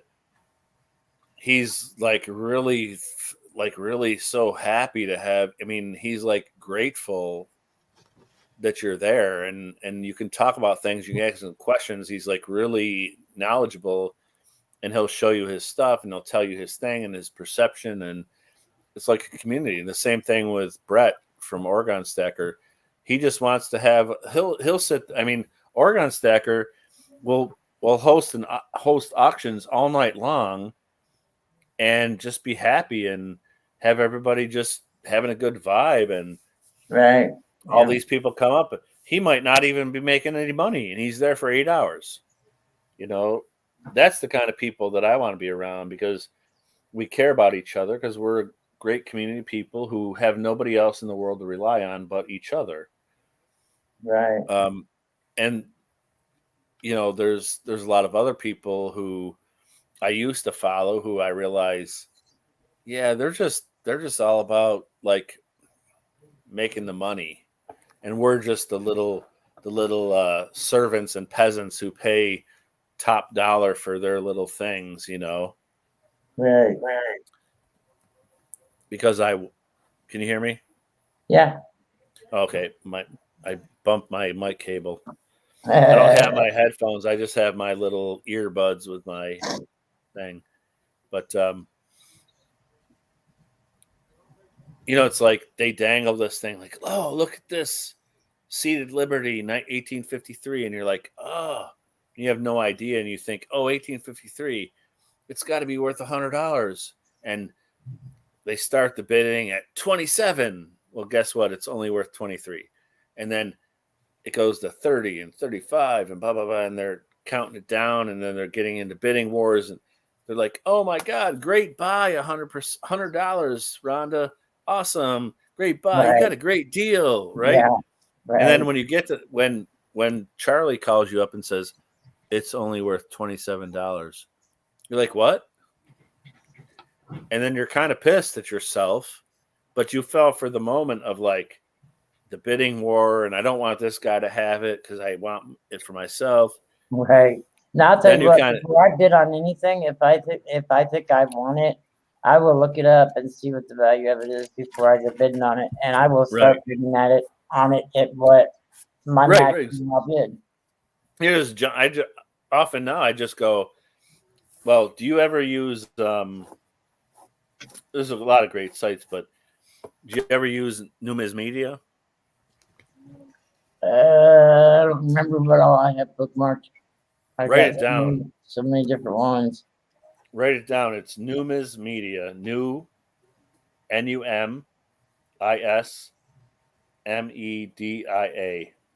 Numismedia. And then if you go to the upper right-hand corner, I could probably show you, but it says, let me see. Hold on a second. Trying to find my pen that works. It's in the drawer, probably. Yep, there it is. It's actually like the stock market of coins. NUMIS. NUM. NDIA. NUMEDIA. Yeah, I got it written down. Yeah, so I'll just show you here. So here's the home page, right? I don't know Yeah, if you can see that.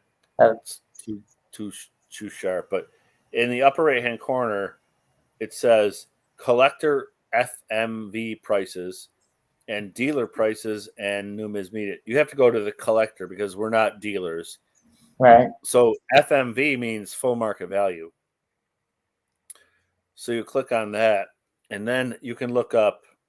The first one is gold coins, dollars, half dollars, quarters, all the way down, right? Yeah. So it's a stock market. So Wow. this week, 64 Kennedys might show a green arrow on the way up at $7. Next week, there's a red arrow. It's $6.50. Down. Yeah, that's cool. So, and it's all based on all the websites, eBay, Craigslist. Yeah, that's what I figured. EBC. So it's they take all the data from everyone. So if you like your favorite, like, oh, I'm going to check it out on eBay and see what's selling for to determine my buying price. And then Terry says, oh, I'm going to go to Craigslist. And I say, oh, I'm going to go to PCGS. We're going to be like in way different categories, right? Right. So here,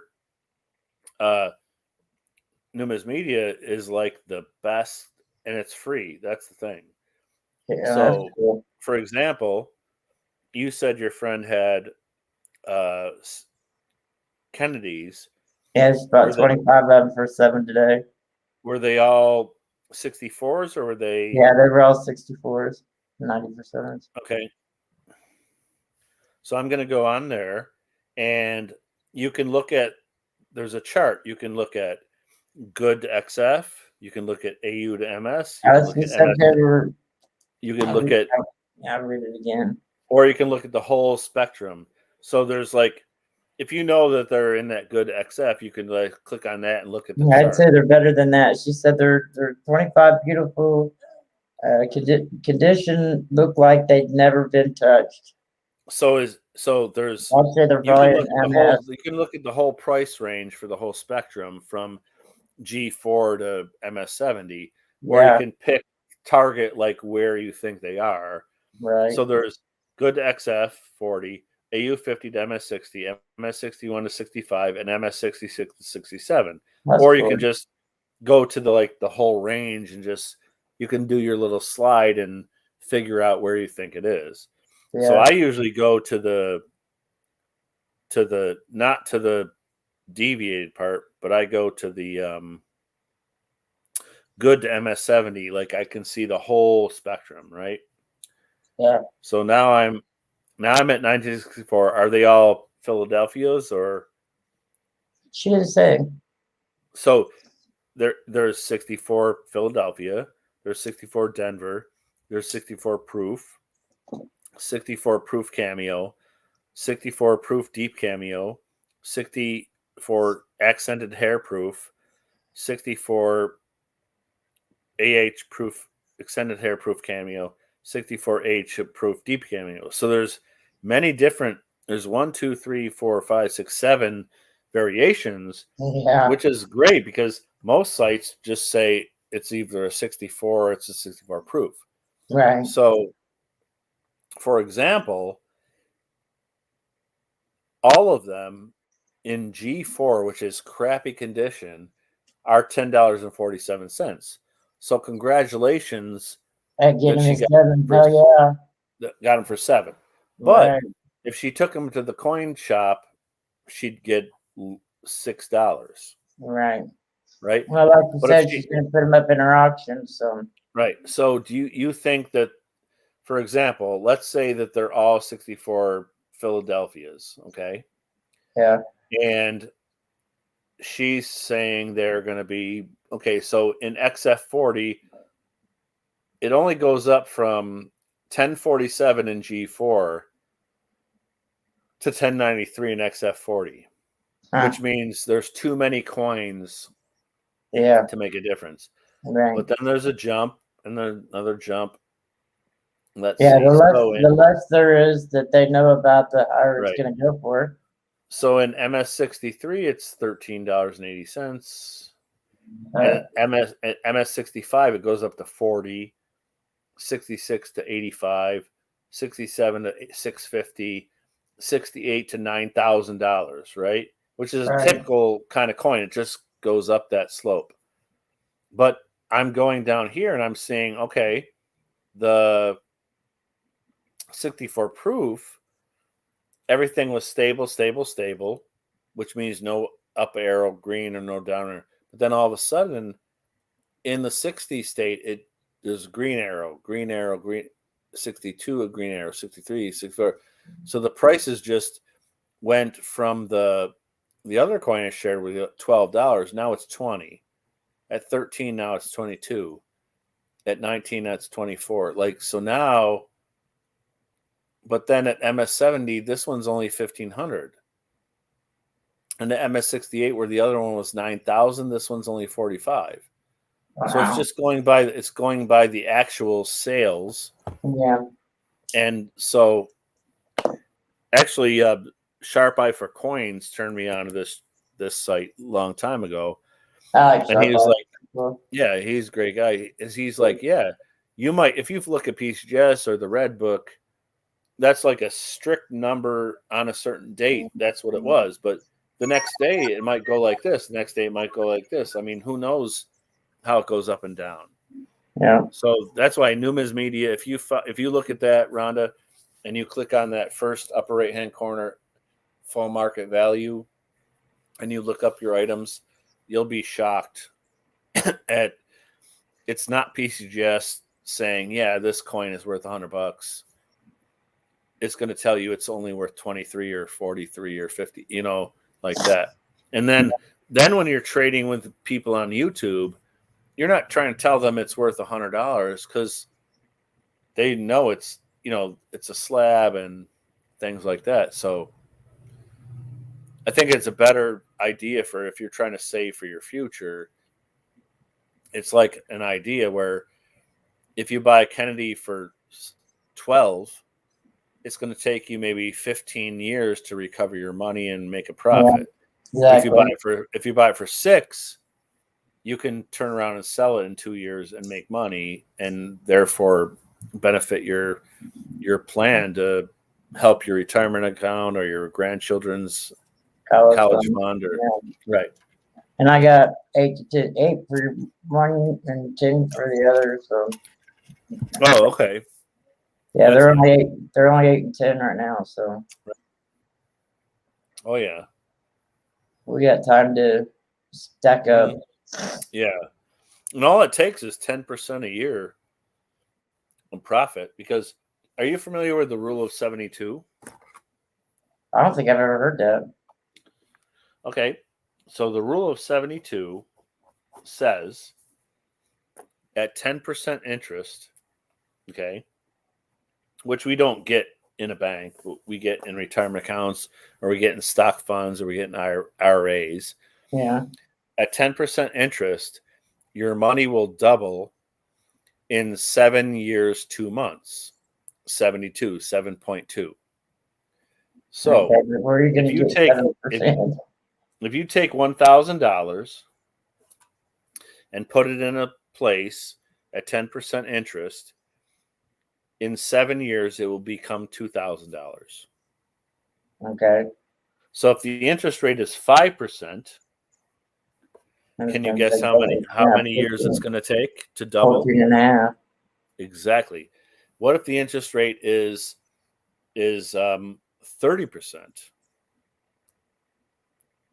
Or let's say 36%, let's say. I can't think. Well, I used before my accident.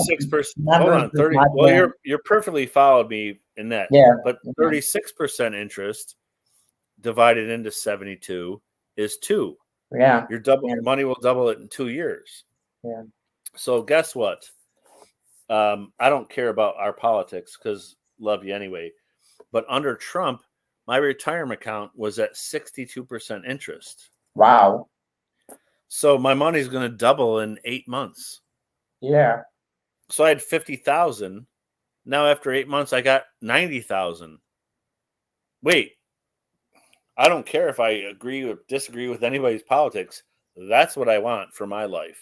No shit. Now we're under Biden. Guess what the percentage is? I don't even want to guess. 18. I didn't figure it's that high. Right. Well, yeah, of course. Right. So the rule of 72 has taught me a lot about my investments because after I got divorced, I had to pay my ex-wife $85,000. And guess what? I ended up with 15,000. Wow. Now, after 5 years, thanks to Trump, I went from 15,000 to 50,000.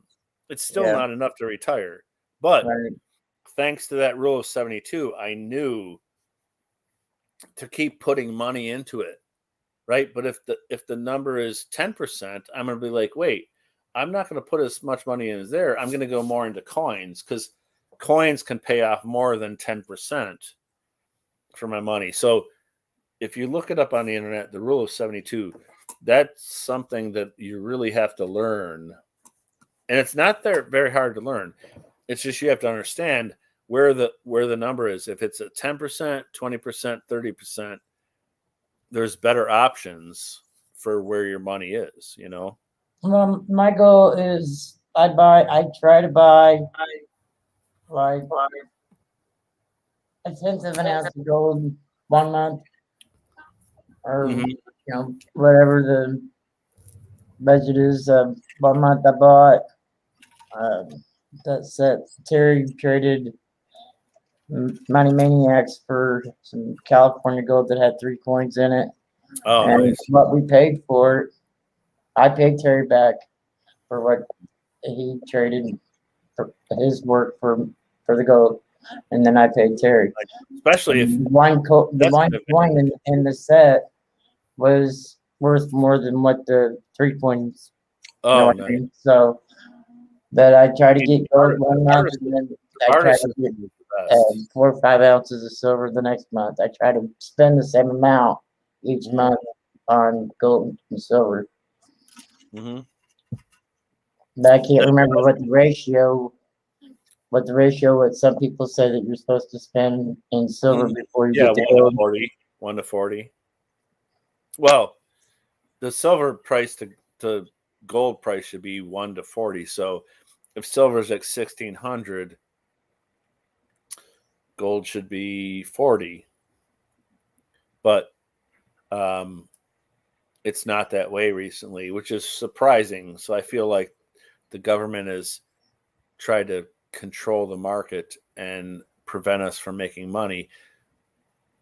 But I think the best commodity and asset you have is Terry's ability to make something out of that's really has a perceived value of something, even though he's paying, like, for example, I paid him to make those big, huge, great looking beer mugs for a few Yeah. different people. Right. Now, I don't remember if I remember he told me if he got them from the dollar. I don't think he got them from the dollar store, but I Dollar think Tree. Dollar Tree. yeah. So they were $1, right? Yeah. So that's the best. It's a quality product. It's solid. It's But he $1. he had his time in it, and then the Right, shipping but killed it it. has a perceived value of like $20. Someone will pay $20 for that item just plain, right? So then he puts his personalized twist on it, and he spends a certain amount of time, and now the perceived value goes up to like 50.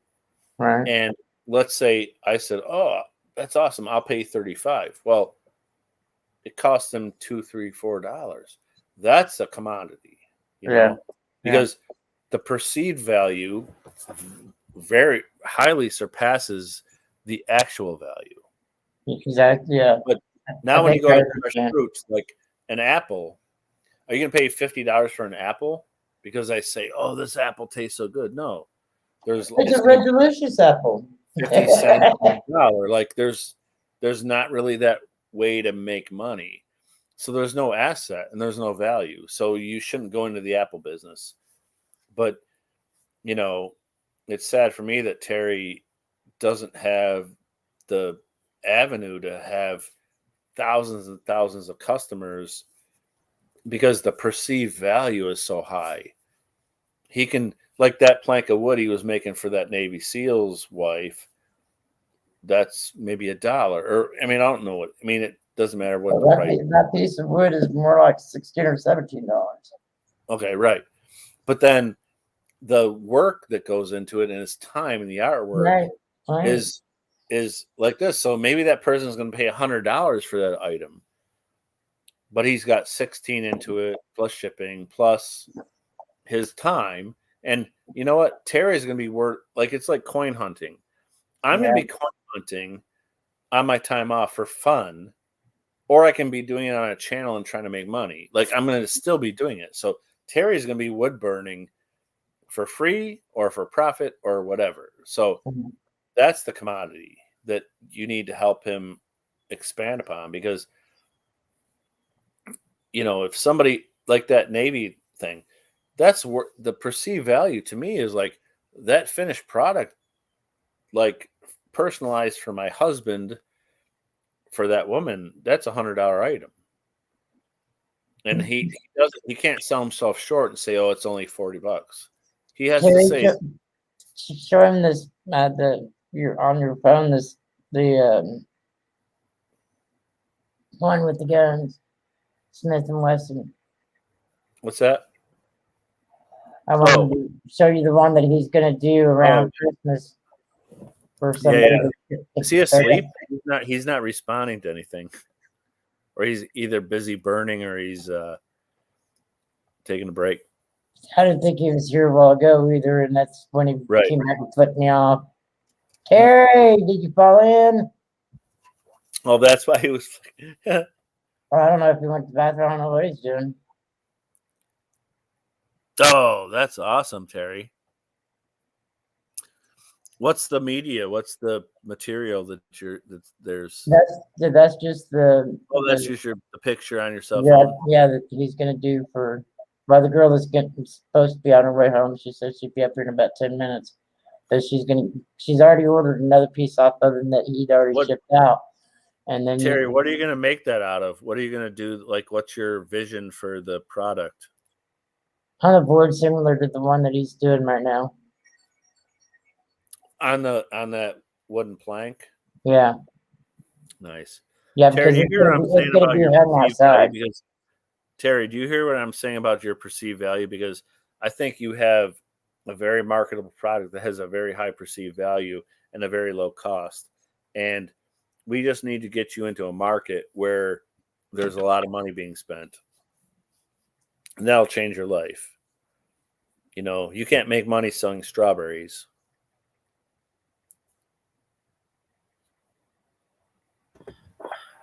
I'm listening. I'm just busy. No, I know you're busy, but do you understand have you been paying attention to what your mom and I are talking about? Mm-hmm. Because that perceived value, like when we were talking about those mugs I bought from you, right? you paid $1 for this really solid, great looking mug, right? And then you put your personal twist upon it, personalized by what I wanted, right? And then you sold it for some amount of money, right?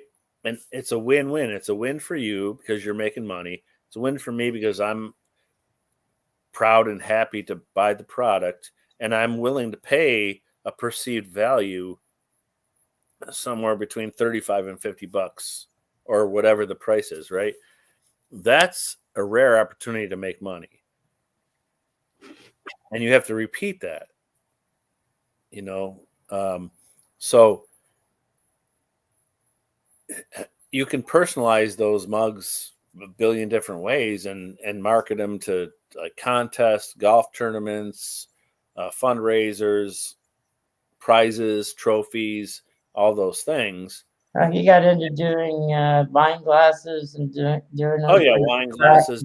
making. You can go to the dollar store and buy those plastic wine glasses and No, he did glass. Make a wedding. You can give 100 of them for a wedding, and they cost you $1 plus your time, and you can sell them for $10 a piece. He did it for bride and groom, and Right. made a special box with the velvet in them and Put a little everything. ribbon around it. Do something like you can do anything.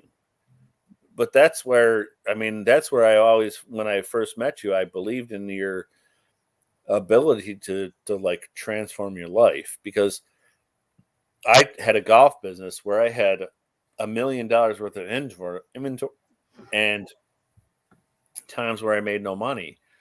Yeah. And I had times where I made a lot of money, but the perceived value was just like what the market would bear. Like if you're going to pay $700 for the set of golf clubs, you're going to pay it everywhere. There's no like really intensely high perceived value. So That's the thing. The market has to be there to sell it. Right. And I think it is there. I think it is a commodity to come up with, but I think it requires some friends and family to brainstorm, like, what could Terry do? Like, what is his capability? What are things, what are needs? What are perceived needs? Like you said, weddings. What I say is like trophies and prizes for events. Yeah. Personalized things, like the personalized thing, like what he's doing right now and what he did for me with Cherie Ward is like, that's limited because that's like a one-time thing. And then maybe I'll be a repeat customer and buy other things. But the massive things are what's going to repeat and pay the bills. So Yeah. I have somewhat of a business knowledge, but like the artist is often so far removed from like that practical like business sense. And I'm not trying to criticize you, Terry, for that, but like I feel like you're an artist, so you're passionate and you're in the art mode, not in the marketing and monetary. Yeah, his deal is he just basically does it to occupy time. Right. Well, that's why I first said, yeah, he's going to be doing it whether he's making money or not making money. He's right. Still going to be honing his craft. That's an artist. Yep. Boom. And that's Terry right there. I've always known that about him. Well, he's getting quite a few. He might need a little, coaxing or support or something like that. He's starting to get some more channels that's backing him again, so that helps too. Well, I don't think I talked to a lot of people, even when I was like when I thought I had a reason. Well, when I thought like things weren't working out between us, which I don't think was real. I think Empyrean Label,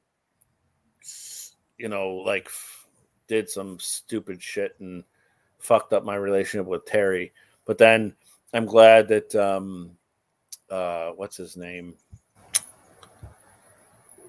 The truck driver. America's Silver Patriot. America called up Empyrean. It's like, you're a fucking being an asshole. Stop fucking doing this over some fucking thing that didn't even really happen. And then, he's like, Charlie's a good guy. I met him in person. Imperium told me, America wanted to kick your ass. I'm like, we didn't. We had lunch together. Like, but it like made me think like that Terry was gonna like be on his side or something. So it just made me like say, you know what? I don't want I don't think Terry ever hung around with him. No, I know. Well, there was a time where we were all on live stream together. Back when I used to get out of work and hang out with Terry for a couple hours before I went to bed, and we had a great time. When I was on my vacation. Yeah, we had a freaking great time. Yeah. And Imperium showed up and like he tried to dominate the channel and stuff. But you know, I don't I don't hate him, but like anyway. Yeah, I feel like he took Terry away from me, and I feel like Terry and I were like good buddies. I didn't know you felt that way with Imperium. I thought it was what's his name, Terry? Jeremy. Coin Okay. Jeremy. Yeah. Yeah. And here's the thing. Coin Jeremy had a misunderstanding that lasted 30 seconds, and I called him on the phone, and we talked, and he's like, oh, no, we're fine. We're great. Right? And then Imperium went like, and that's where America's like, no, Coin Jeremy and Charlie are friends, and they worked it out, and everything's fine. It was a misunderstanding. And stop doing that because so they kicked him out of the Silver Cooters. They kicked him out of their circle. And I was like, yeah, you don't even know the facts. Like, you don't even. And the funny thing is, Imperium and I were like best buddies. You know, we played chess online together. We golfed. You know, we were like golf, and we talked all the time. And I'm like, because there was a misunderstanding between one of your friends and I'm your friend, and we worked it out. And like, you're gonna think like that I'm a bad guy, and all these people like confrontational nonconformists, Hoover's, Corgis, and Coins, Starbuck Jeff, all these people are like, dude, Charles Kelly is the best fucking person I met, and we met him in person. Shut the fuck up. Here's all the proof that where Coin Jeremy was on Top Chat, not live chat. So it was Coin Jeremy's fault. And then Imperium still went out like blah blah blah blah. And I was like, dude, we're friends. Like, we're supposed to be friends. Like, and you're proven to be wrong because your friend was on Top Chat, so he therefore didn't see the next bid on an auction. He thought he won it for $10. Somebody outbid him. But he was on Top Chat, so he didn't see the next bid. Right. When my buddy called it out that Sheree Ward won, Imperium was like, you just sold it to your friend because he knew I was friends with Sheree Ward. He's like, you fucked my buddy over, blah, blah, blah, blah, blah. Wow. And then, you know, and Coin Jeremy actually at first thought he was right and won. So he did a little video, but then in the video, it showed he was on Top Chat. So Confrontational Nonconformist and Melissa Hoover, Corey Coin, and Misplaced Uber Girl, Starbuck Jeff, all these people went to my defense and said, you're on Top Chat. Right. And he was like, oh, I'm so sorry. And then he called me on the phone. And he's like, I'm so sorry. I was like, look, I'll just give you $10 or I'll give you the coin and take it away for sure. I didn't want to have that drama. He's like, no, we're good. Well, then for the next 2 weeks, Imperium was like, Charles Kelly's a cheater. He's a liar. No one likes him. And he blocked me on a channel because he was a mod. And then who owns the channel is like, who was Cajun Coin Hunters, like, no, Charles Kelly's like one of my best friends. He goes, Imperium, I'm going to block you from this channel and not make you a mod anymore. And then he got exactly. But I'm like, I didn't want to be mad at Jathan, who's Imperium label, because just deal with the truth. But the thing, he's upset. Well, while you've been gone, have you heard that he's been screwing a lot of people over too? Well, that's the thing. I knew he was all along, and I kept saying to him, when you're screwing people, don't point the finger at me. Exactly. You know? I mean, because there's I can name 500 people who would like go to court and say Charles Kelly's a great guy. Yeah. You know, but Yeah.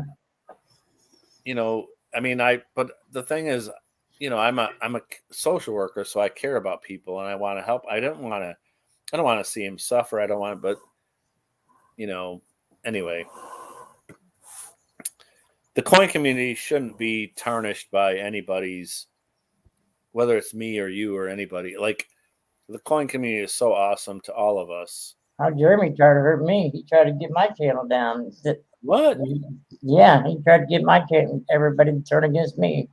Every chat that I'd be in that he was in, he'd be telling everybody I was a scammer and everything else. Really? I told him to get the fuck out. What is that based on? Look, I've seen you probably 1,000 times in the last 3 years. Like, when have you ever scammed anybody? I've never scammed nobody. I've never asked nobody. You're a very generous, fun person. You care about people. You like to chat. You like to say hello. You like to comment. Like, what are you scamming? Him and Paula Bloom. What it was. Paula? Yep. I don't really know her that well, so I can't say. But yeah, like, I do, but I don't like her. But anyways, she's another one that was telling everybody I was a scammer. But it was, though, Paula was telling everybody that Terry and I was scamming, and Jeremy was in on it, and 805. And 805 did a lot for Terry before he turned on. I know. Then he came back later and apologized to him. But the other two was going around telling everybody we was scamming people. It was over the board. Oh, the board. And because Terry was taking donations to help us live in the motel, you know, buy food and everything else. And I got my stimulus check, and I spent it on gold and silver. And Paula was going around telling everybody that he was using the donation money for me to buy silver and gold. And the only thing that I think about that wheel was that Terry was so overwhelmed with all the work he put into that and all the... You know, America gave him that idea to do it. Right. But what I'm saying is he had to do the wheel, keep track of everything, keep track of the money, do all this stuff, write the things on the piece of paper that he prematurely... The only thing I could say, which isn't a fault, there was a date where the wheel was supposed to be done, and he did it like a week early because he was overwhelmed, which I understand because we've all been there. Yeah. But that isn't a reason to accuse anybody of anything, because you know, if you said I'm going to do it on the 7th and you did it on the 4th, like does that really matter? Do we all have to be there live? Was there ever a scenario where 70 people were going to be there live? No one was ever going to be there in the same day or time as everybody else. So people were going to miss it live. That doesn't mean there's a scam going on, you know? And whoever won, great, congratulations. Like there was part of, I mean, sometimes we pay money for entertainment. Yeah. Value. And there's a winner, and we support our community. So I was pretty pissed when people were like really pissed at Terry for that wheel, because I was like, this guy put like 200 hours into this for free. And so it was for a good cause, and somebody won. And then, you know, that raised money. I mean, and then so what? Did you ever watch the, what was that show? Everyone Loves Raymond. Yeah. Yeah. So did you ever see the episode where Robert was out of work from the police force and he was down in the dumps? And I don't remember. He moved in with the parents, and then Ray and his wife decided we're going to help him out, and we're going to give him $3,000 to help him out and pay his rent and whatever. Okay. And then they went to you know, that big dude, what was it, Robert, you know, the older brother. And they said, here, we're going to give you this money. It's $3,000. it's not a loan, it's for you. Okay. And Yeah. Robert broke down in tears and they all hugged. And then the next day, Robert went to Vegas with the $3,000. Right. And then Ray found out, and Ray was pissed off. He's like, I gave this money for the rent and all this stuff. He's like, you gave me the money. Right. With no strings attached.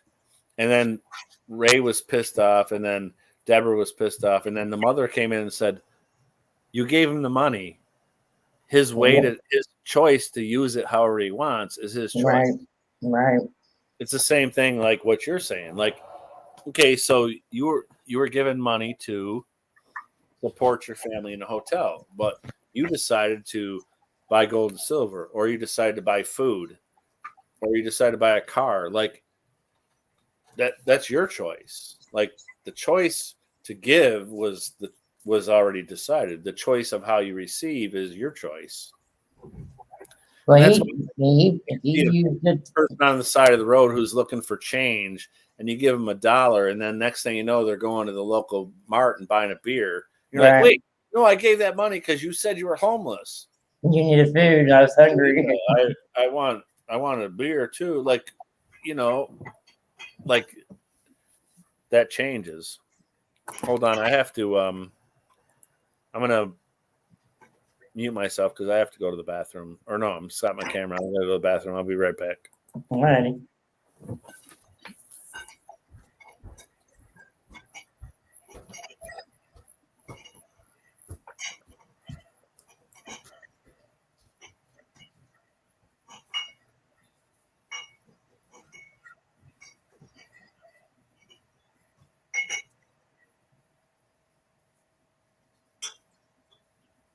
She says, I am speeding, LOL. I said, LOL, be safe. She says, thank you, I am, but driving fast.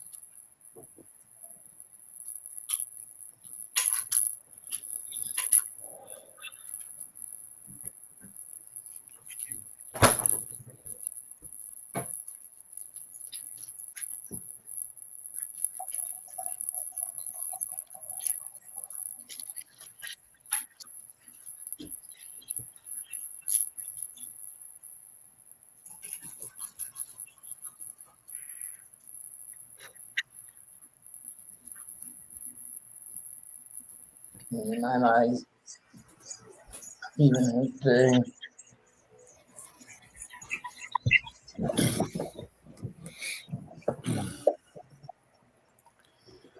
All right, I'm back. welcome back. Welcome back.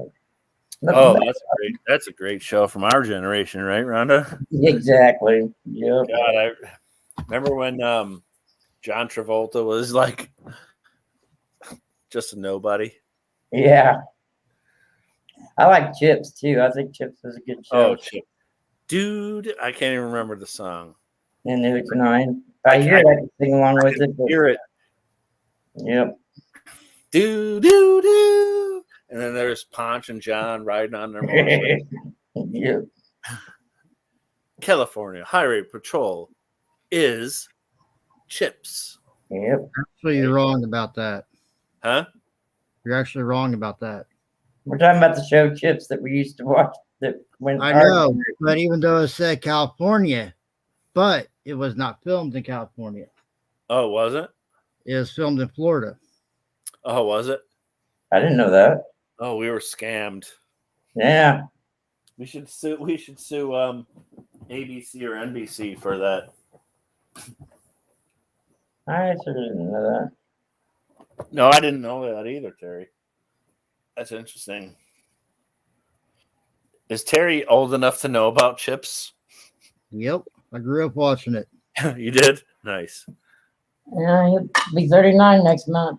It's just like the show called Thunder in Paradise. I don't remember that one. It's Neither one do I. that Hulk Hogan did. Hmm. I Yes. don't remember it. What It happened? was filmed in Roxville, Florida, and my uncle's dad's house condo is actually in the show. Oh, really? Nice. It'd be your And- grandpa because he adopted me. Mhm. And he also owns the property that Hulk Hogan's house sits on. Oh, really? Yep. Nice. So technically now, since he's passed away, my uncle owns it all.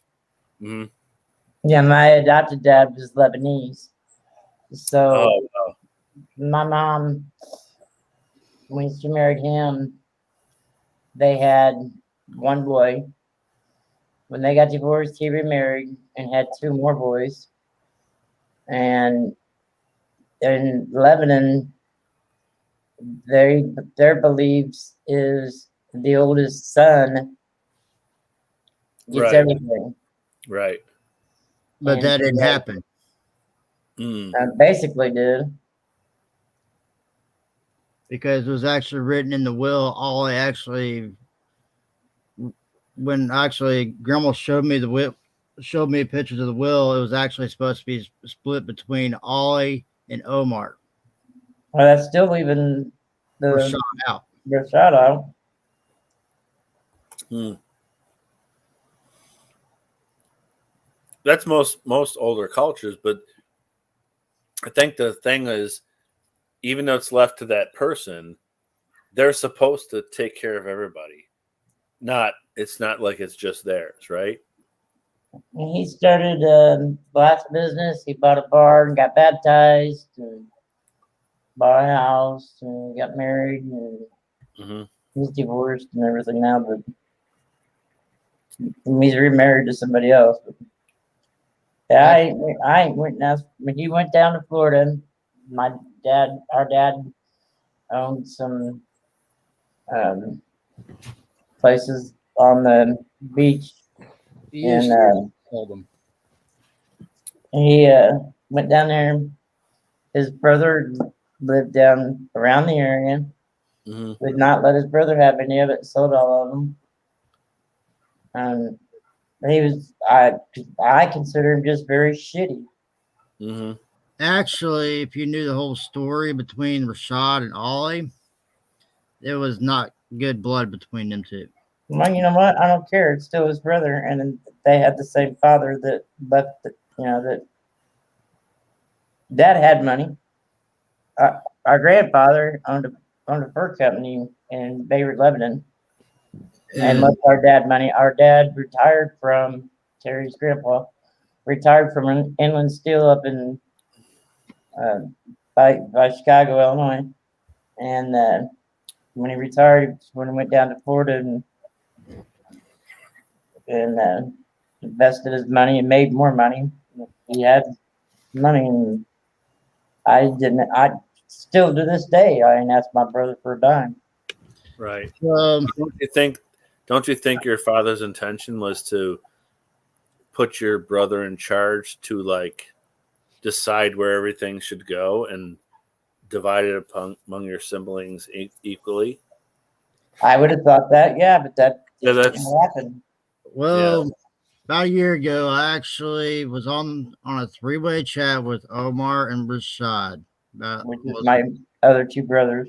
Right. And Rashad straight out said, I don't give a fuck.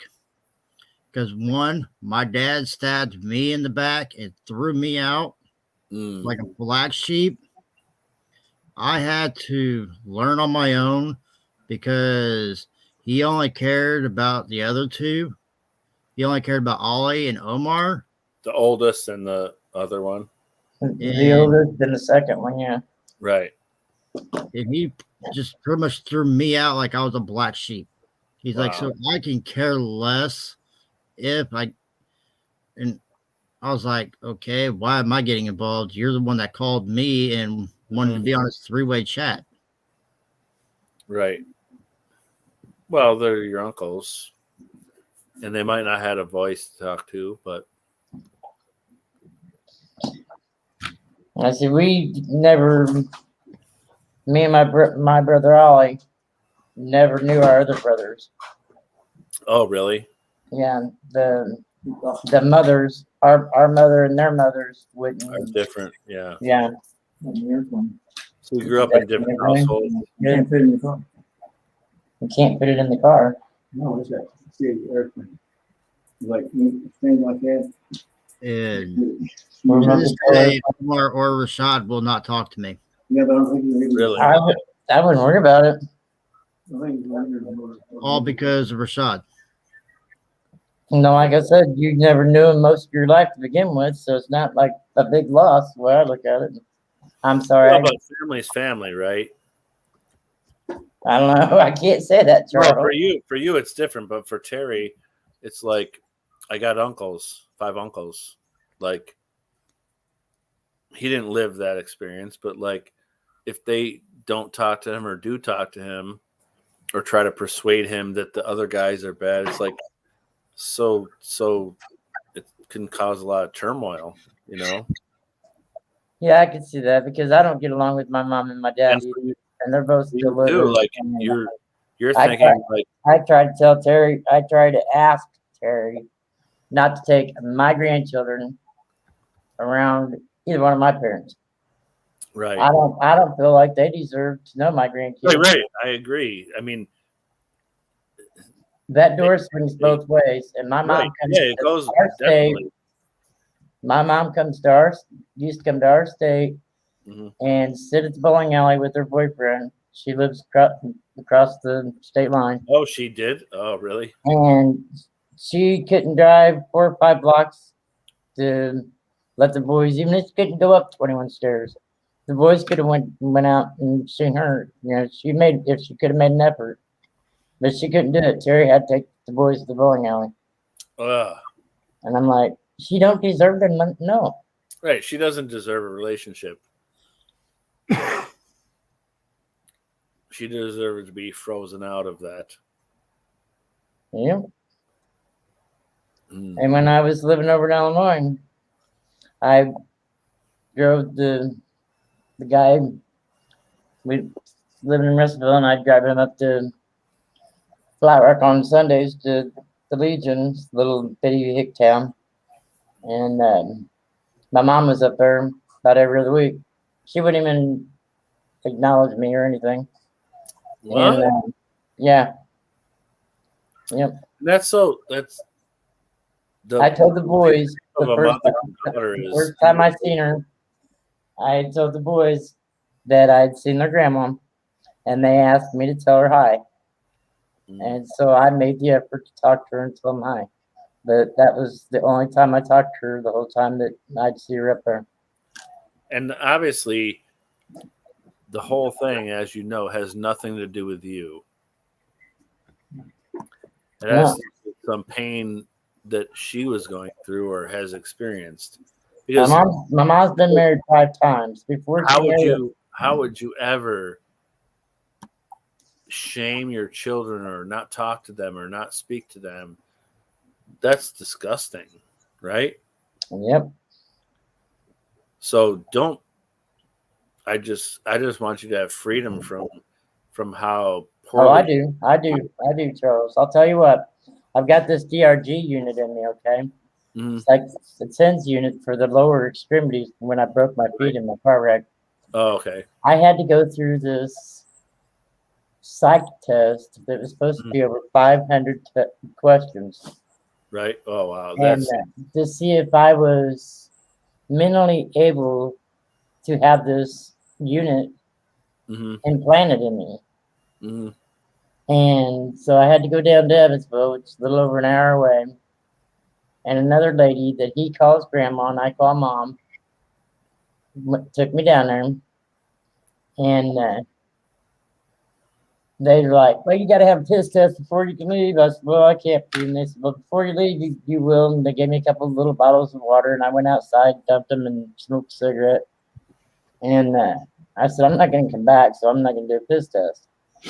And anyways, we finally get called back, and we go to this room, and there's a couch here and a chair here, and we're sitting there, and this TV screen comes on. I'd already filled out all the paperwork and everything. And the lady comes on the screen and she starts asking me questions. And I'm like, you got my paperwork right in front of you, lady.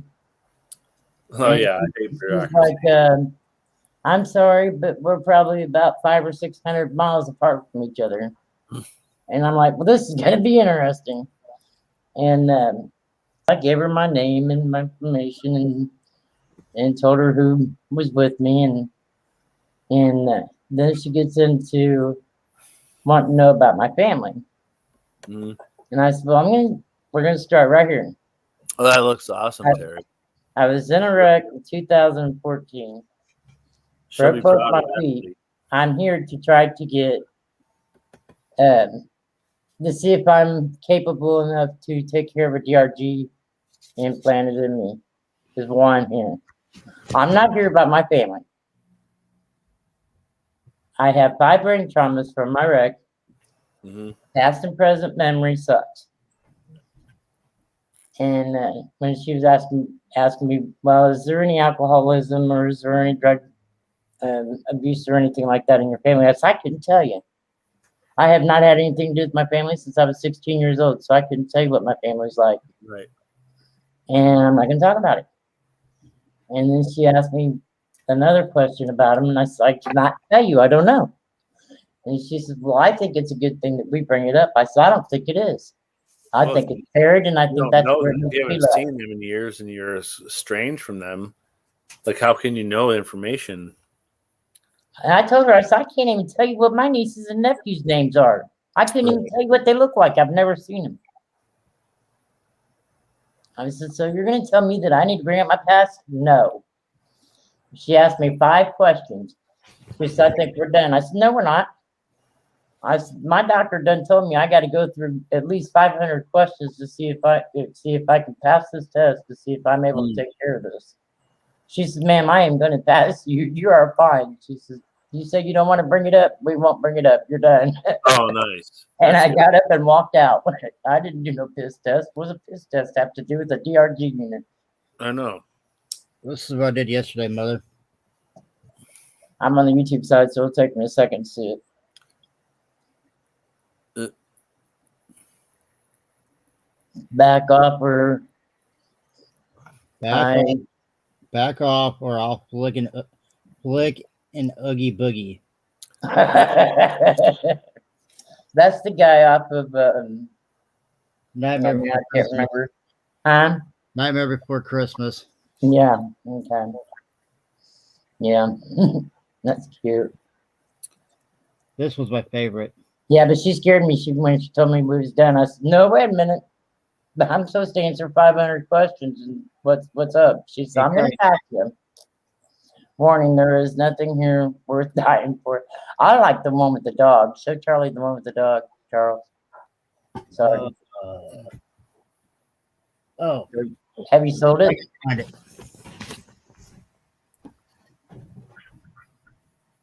So where are you living now, Rhonda? I'm still in Vincennes. Where's Terry? And he's in Vincennes still. He lives with the girl Right. that How far away? It's like half an less hour. than a mile. Oh, okay. He calls me 4 or 5 times a day. Nice. There's a Warning, few the things. dog has a gun and refuses to take his medication. Right, I love that. Dog has a gun and refuses to take his medication. I love that one. I wish there was I can. There's a Help couple us out. gun rights.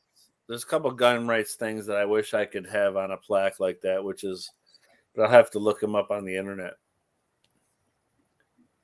Like one guy said, I put my AK-47 on the front porch. He didn't kill anybody. He didn't, Yeah. shoot off Yeah. any warning shots like that. You know, guns don't kill people. People kill people. Right. I've also done a couple portraits as well. Oh, really? Yep. Portraits for me, even though when I was an artist, is like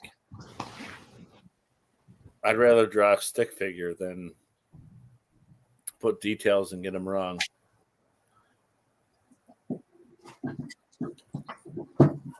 I think Jack and Dale is, well, not his oldest one because he has 4 kids, but the oldest ones that I get to see. Where's his drawing pad? He must have actually put it up. Oh, there it is. I got him a sketch pad. He loves to sketch. But he doesn't want to color in his sketchings. He wants to leave them black and white. Let me see. Oh, wow. I don't understand that thing, but it looks so cool. I don't even know what it is. Pennywise. Pennywise. Oh, I've seen that sticker before. I got one of those stickers. Yeah. Pennywise from It. Yeah. Nice. Oh, You recognize that face, don't you? Chucky. So let me see it again, Terry. Show me again. I want to see the details on the outsides. Oh, I love the scarring on the forehead and everything, and the smile, the smirk on the face. He did a good job on that one. He's got a lot of time in that one. No, I've always known he's been so talented. I just wanted him to find his niche and find that. Oh, that fire. That's the Never fire. sleep again. What do you call that? The negative or the positive? What do you call that when there's like the promise of a helmet, but it's not really there? Terry, I don't know. you know what I'm saying? You didn't just do a helmet. You did like the bare minimum promise of a helmet.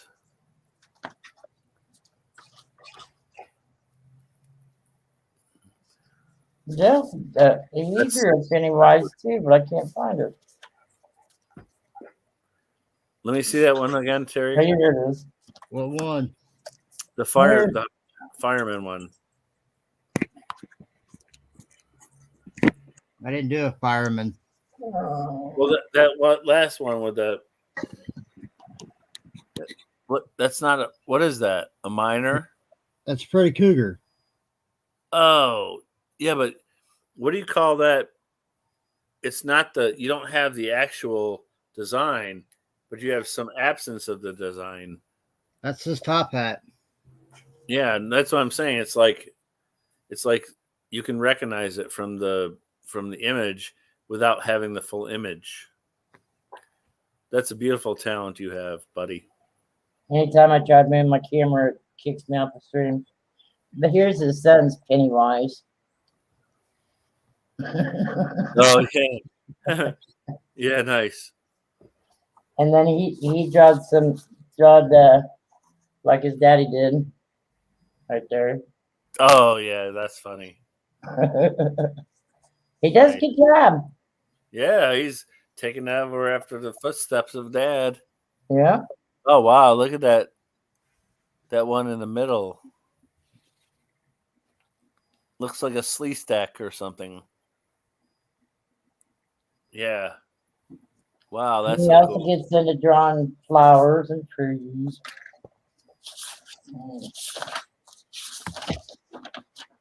He created this one where you have to find 7 hearts. Oh wow. I couldn't even imagine if I could find one. Well, there's one right. Use this hand.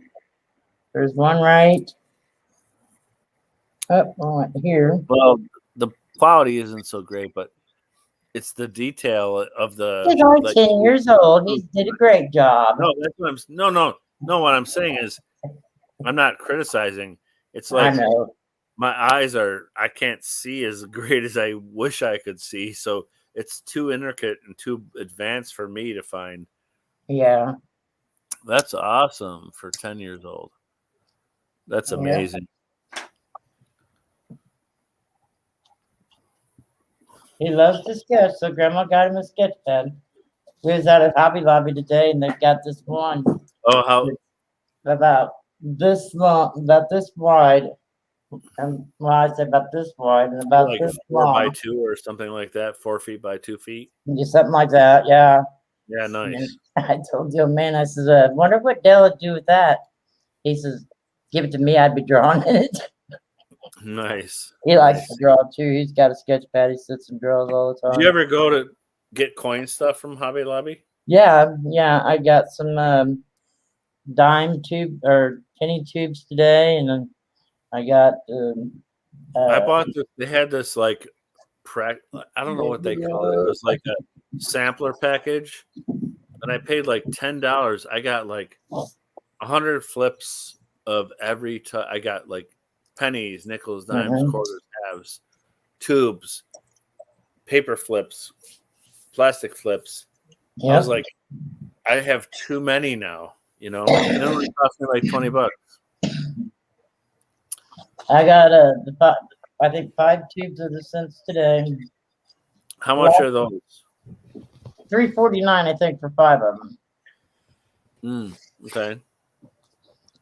And then I got the cent and dime flips. I think the last one I got like 100. I got a lot of those.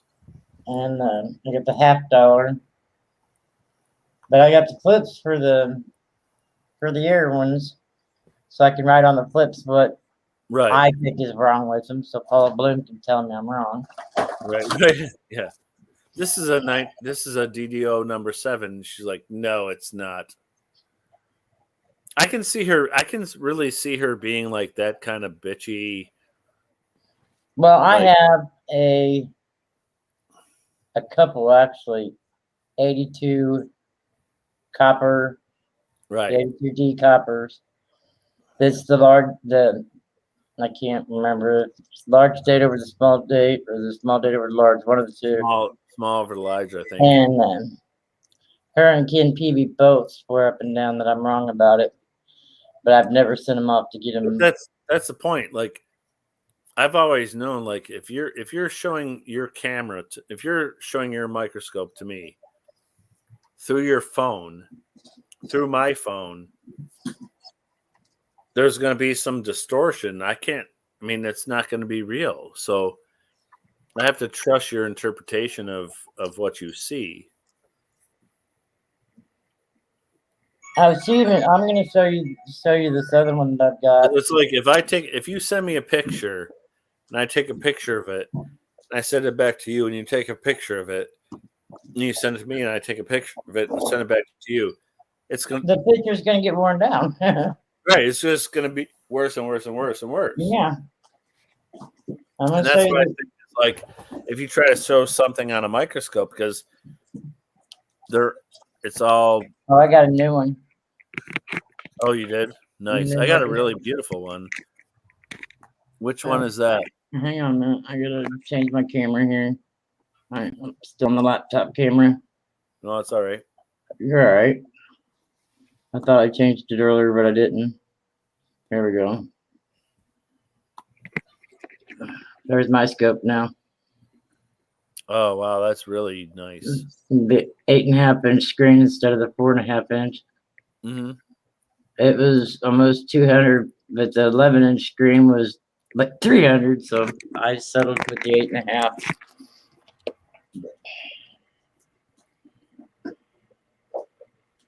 I wanted something that I could see the whole coin in with the pluggable. Right, yeah, I could not see the whole coin in pluggable. That's the thing. That's what we all want, I think. That's why it's like important to have that. Yeah. Everybody says, take a picture of the whole coin. Well, how are you going to take a picture of the whole coin with a pluggable? Because I never could. I don't know if you ever seen Well, the this. one I have, there's a button on the top. It just like ding, and I accidentally hit it and like took a picture of. You see this one? I have. Yeah, it's pluggable. Right. I've had a couple of them. There's like the top button is like the camera. Take a picture, and I never realized it because I accidentally touched the top and it took a picture, and I was like, "Oh, that's how that works." Right. Well, and But you'd have to pizza get guy another sent it to me for free. stand. You'd have to get another stand and make another stand where you can put the pluggable up higher. Like I'm assuming, I don't know, I've never tried it. Right. Where the microscope would be up farther to where it'd be able to get the whole coin, but it was Well, just no, easier. this one has a great range, so I can get the whole coin. I never could with my pluggable. Okay, I'm gonna show you my favorite nickel. When I first found this, I found this on live stream, and when I first found it, I emailed James Wiley. He told me to send it to him, and he was with Conacher. And if I would have sent it to him, I would have had my name in the book. Oh, rotated die are my favorites. I love those. Oh, really? How much? Hold on. Tilt it to a little bit, so I can. When you really flip it, I can see the. I'm trying to hold it to where it's supposed to be held. Keep going. Keep going. Keep going. Right there. Perfect. Okay. Perfect. All right. When I emailed James Wiley, and he told me to send it to him, and he would either authenticate it or attribute it, whichever one it was. And my name would be in a book because it's never been found before. Right. So how much of a rotated die you think it's got? 15 degrees. Well, sit down and don't have a heart attack. Let me see. What? Go back the other right there. More, right. Perfect. That's the perfect. I have to memorize. I have to you flip it. It's almost it's a little over 170 degrees. That's 100. That's 100 and it's not quite 180. That's 100. Well, difference between hold on. I have to go. 180 would be like right there. 15, so it's just a couple of degrees off. It's 15 degrees off of 180, which is like 195. That's my guesstimate. But yeah, you wouldn't believe what she told me about that one. Where'd you get that one? I found it in the box. Did you really? On live stream, yeah. Wow. Yep, me and Sticky found that. Wow. That's awesome. Did you ever submit it for attributions or? No, and James Wiles is retired now, and just call Wexler. Just call Wexler and just show him the picture. Wexler charges too much. Get me off of. No. He will. Here's the thing, Rhonda. If you call him and say, "I have this attribution, and I think it's worth looking at," and you send him a picture, there's no charge. He'll at least email you back and say what, like some kind of thing. So I can send it to Conica, and they'll send me the paperwork with it for only $10. Don't pay any money. But I'll have my name in the book with it. No. Send the feeder out there to Wexler and say, here's this picture, and show him like the video flip and let him be intrigued.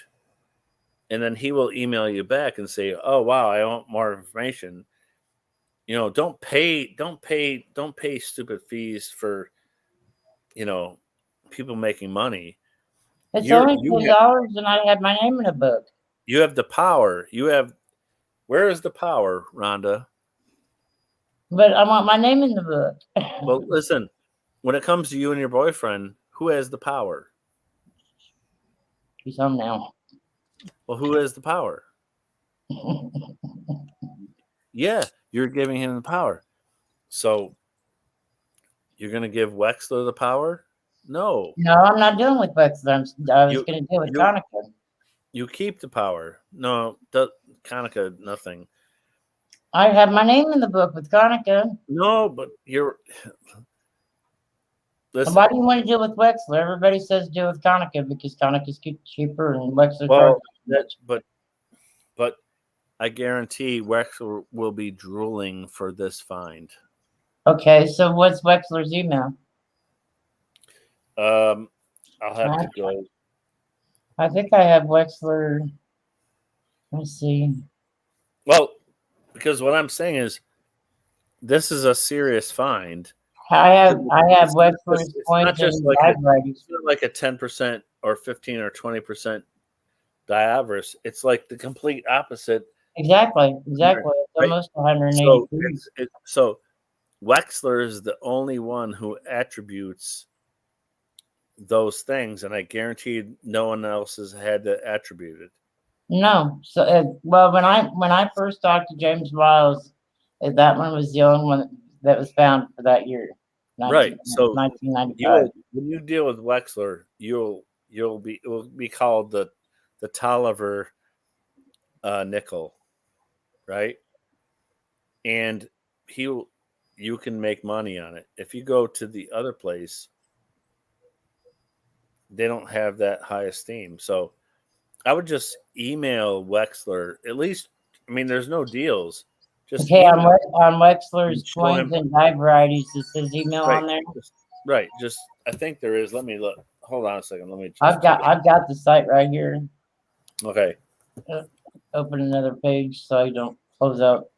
First of all, he's the number one coin guru. Attributor, yeah. While he's still alive, if you can get an attribution in your name, it will be an infamy. Any other site, you'll be forgotten about, even if your name's there.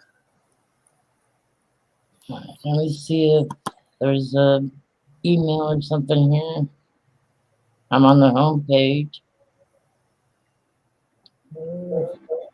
I think there is. Let me. I can go there also and see. There's welcome to Wexler's, and that goes to about this site, and then it's about him.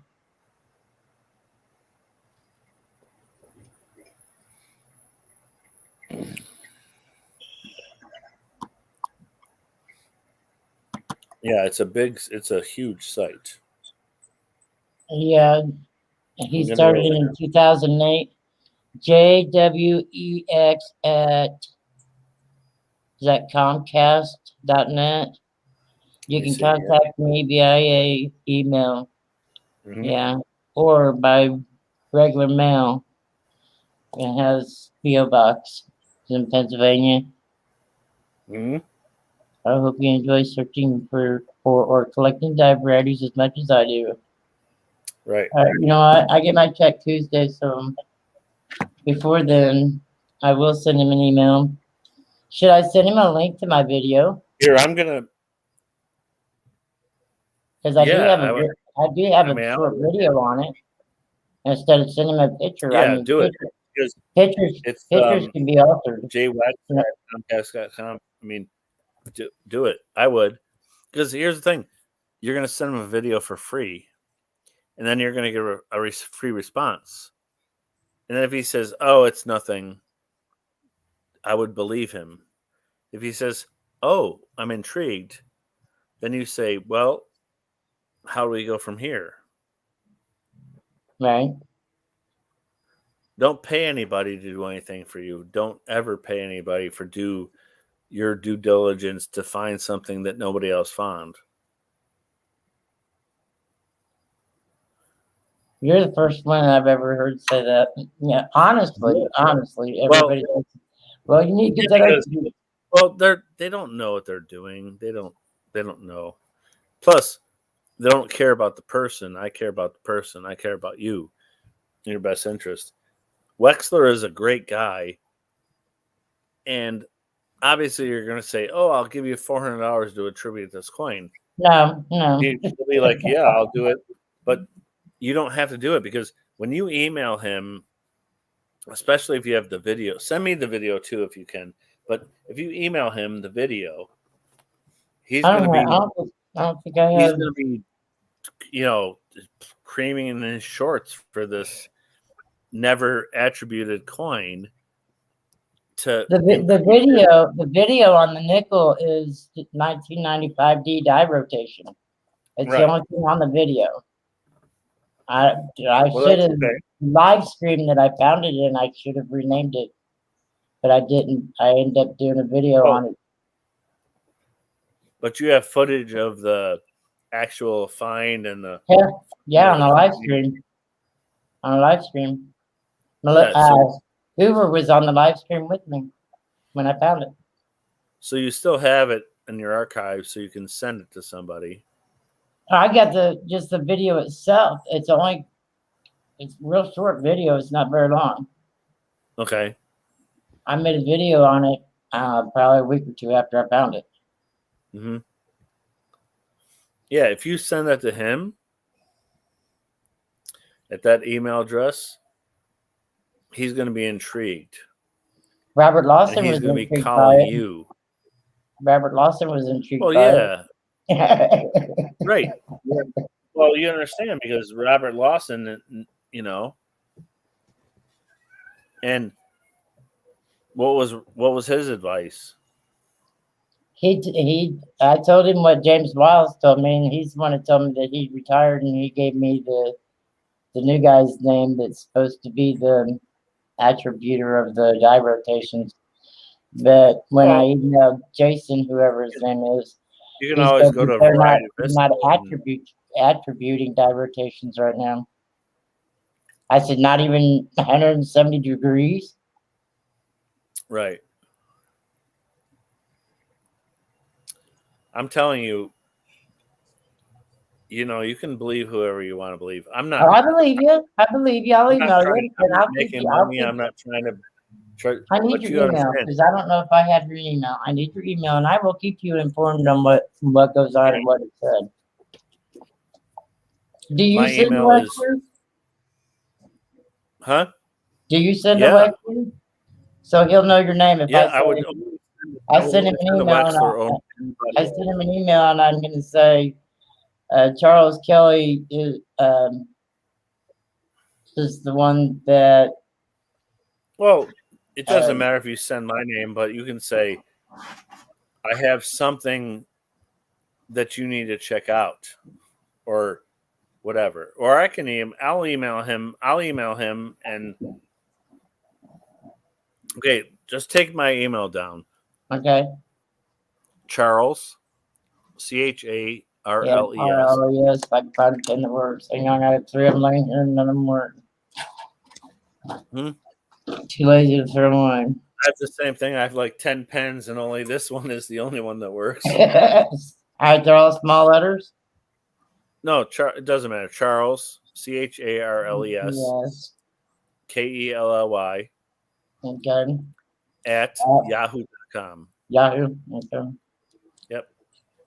.com. So you can send me an email, or you can send me the video. And hold on, let me just got a sheet of paper, just so I know. Let's go over the details of this coin. Okay. I'm gonna reflip it. I gotta tell me it's a 1995. Yeah, I believe. Mm-hmm. And mint mark.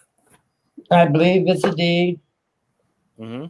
Yeah, it is 1995. And it's a rotated die rotation. Yeah. Rotated die verse, and it's actually the difference between like 20 and 170 degrees. It's 170 in your estimation, right? Which I think is pretty accurate. Terry just sent me your email too. Okay. So Is your email still Rhonda Tolliver, the lucky No, one? no. Never has Oh. been. It's What was your my, email? I don't think I ever knew your my email. married name is Rhonda Bowens at gmail.com. RHONDA? No H. Oh, geez. RONDA BO. WENS Mm-hmm. at gmail.com. Okay. So that's the thing, like right there. If I wish I could get a video off of my it'd scope. be nice if you send him the video, but I'll do it for you. I mean, Well, on I'll your send it to behalf. him. I'll send it to him. I wish I But- could get a video off this scope because I think this is actually the first time I've had it under a scope. And it looks like it has a flash on it also. Oh, nice. But even if you just show that Rotation. that angled flip, like boom, and you expect to see the Jefferson this way, and it's like the complete opposite. Yeah.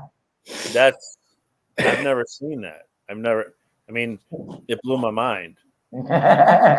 It blew a lot of people's mind. Right. But he's the guy who's gonna do the thing for you, you know. He's not a company. He's a person who cares about our community and wants to bring out coins that that are different and rare. All right, now I'm trying to remember when I first found that coin. Somebody said something to Paula about it. She came and seen it, and she cut me down bad on it, and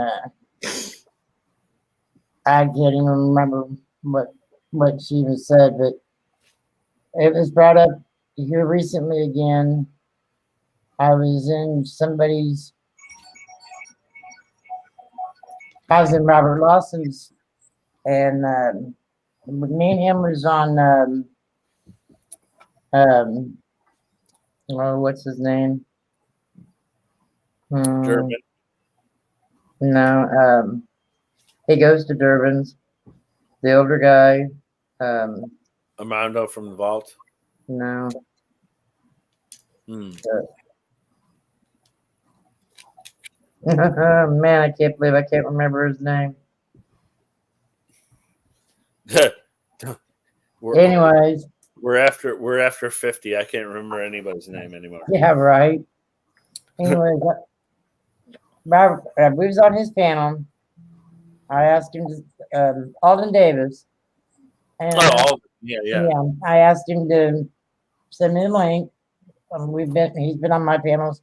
I've been on his. Yeah, Alden's I great. said I'd like to show my nickel. He's seen it before. I said I'd like to show my nickel to Robert before he leaves. Mm-hmm. And so then Robert gave me the information and the email and everything to get a hold of Jason. And then the next time after I'd heard from Jason, I went into his auction and was telling him what Jason had sent me back and said, and Paula just got real shitty with me. And I tried to tell you it was going to work that way to begin with when you first found that coin. It's like, bitch, shut up. So I can't stand her. You know, everybody has opinions about everybody.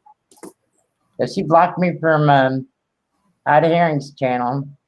Really? And then, yeah, a long time ago. And I kept trying to tell Ida I was blocked. She kept telling me I wasn't blocked. So recently I went in there and there was Scrapping, Hoarding, Tinkering Fun and Mad Stacker. And I sent both of them an email. And Paula was on the panel along with some other people. And I emailed Scrapping and I emailed Mad. And I said, look, I hate to bother you, but I'd like to know, will you please ask Ida why I'm blocked?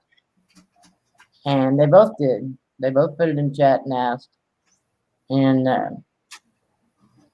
then I tried to say I wasn't blocked. And I says, I have made several attempts at making a comment in chat. And none of the comments went through. I've got this other channel I started a couple months ago because the Rhonda Tolliver account's been blocked for over 7.5 months from streaming. Wow. Which is the well, I know that's why I recognized, because I knew that I didn't Sticky, see Smelly, and Lucky one. And I went in there with that channel, and first thing Paula says is, "There's Rhonda right there." I said, "Yeah, on this channel, but my main account, my Rhonda account, is blocked. I've made several attempts to even tag Scrapping or Mad or several people that was in the chat, and not a one of you see my comments on my other account." I think Paula actually got off the panel and left when. Oh, really? I unblocked me, made me a mod, and put me a bingo ball in it. Yeah, but she's back. I mean, you know. All right. So why did she shut down her main account and only have the live Q&A channel? Oh, that's interesting. She does not have her channel no more. She just has. Yeah, that's why it's funny. Q&A. Now you mention it, she doesn't have that channel anymore because she got caught being a whatever, you know. I still have my main account. I gotta go to the bathroom again. Hold on. I gotta get off here because I gotta go after the boys, get them off the school bus. So are you gonna send me that? Yes, I will. When I get back home from getting the boys, I sure will. Okay. I'm gonna go to sleep because I've been awake all night, but we can talk next couple days. But I'll call him up and I'll explain the situation, and then I'll send him the video because I think he's gonna be excited about it, or at least maybe he's gonna say, "Oh yeah, there's thousands of them," or it's gonna be. Well, there might be, but not that year and that. Right. I mean, well, I hope Jason told me that. I hope you have the Rhonda variation named after you for the attribution because. Yeah, Jason told me that it hadn't been. So, but it hasn't been discovered yet, so. I don't think so. There's still hope for me. Right. That'd be awesome. Well, I appreciate you talking with us. All right. Hey, and is your man in the house? Yeah, he's back there in the bedroom. So next time we talk, if I can't be your counselor, but I can be your friend. Right. Let's have you and him come up on panel, and we can have a friendly conversation,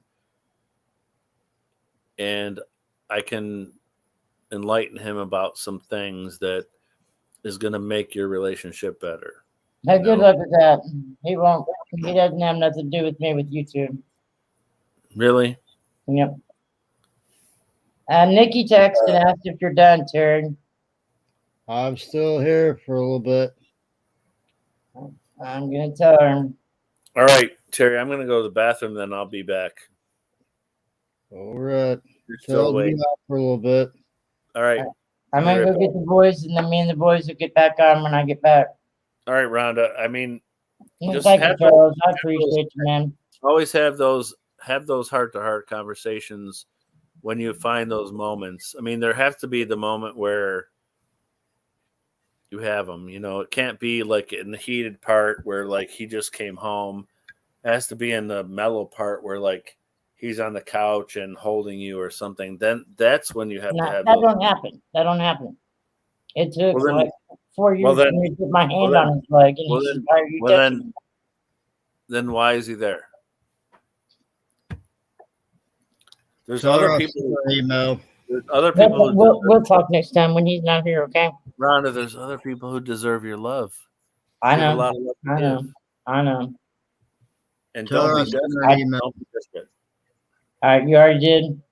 Yeah, just come in the chat, and I'll put it in chat for her. All right. Okay. All right, Rhonda. I'll talk to you tomorrow. Or actually, in the next couple of days, are you going to be what streams are you going to be on? Oregon's? On Sunday nights, I'm on CGS Coin Tribe, which is Can, Son of a Silver Stacker, and Gunny Quarterdeck, their collaboration channel. on Right. Sunday evenings. Monday I do cans auction. I call it. Tuesday I nod for Lemonhead. Wednesdays I do Jeff Krempler's auction. Yeah. Um, I'm at work on Wednesday nights. I can't. I can't be there because I bought a lot of stuff from him. well, actually, I don't know how he's going to keep the Wednesdays because he actually just took SC Stacker's slot last night. Oh, did he? And What about on tomorrow night? Nick's Coins and Gypsy Wolves is supposed to start having auctions on Sundays also before the tribe meeting on early Sunday evenings.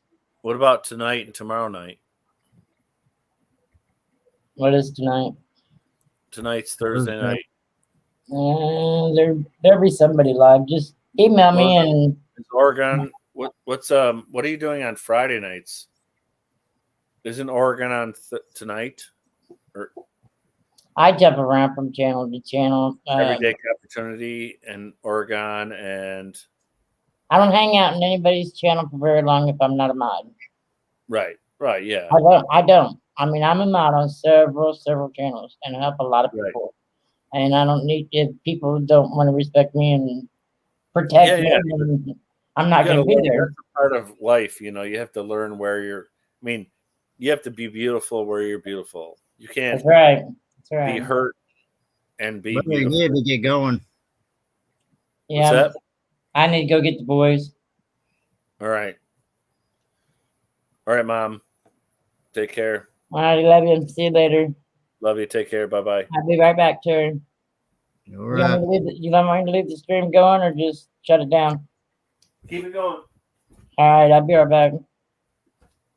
And I will send you an email, Charles. All right, thank you. Yep. Did she get my email? No. I don't know. He said jump in chat. Let me give you that.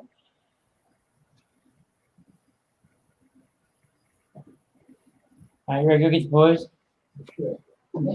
Run around your underwear. I got my camera on. You can't be seen. Go get dressed and go get the boys.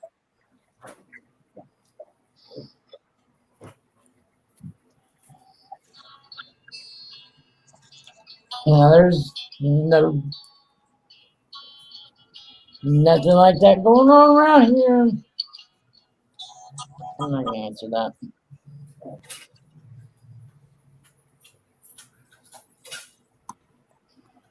I don't know what the boys' attitude is gonna be like when we get here, so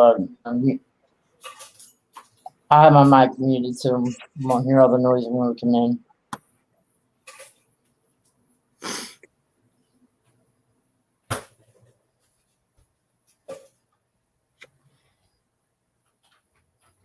We don't get off the bus till 2:50. We got plenty of time to get there.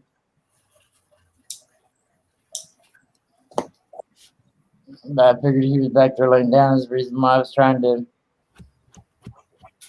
get up and move around and go potty before we have to leave. So.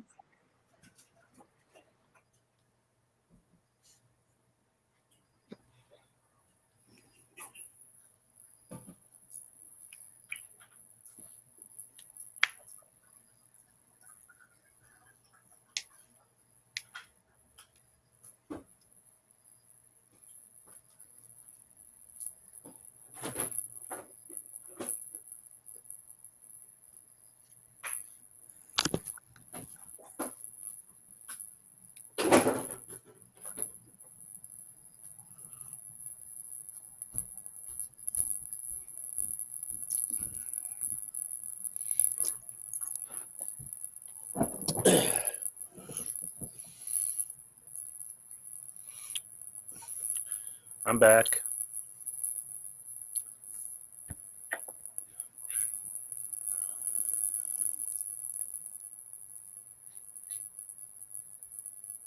Is Mom gone, Terry? Yeah, she's getting ready to leave.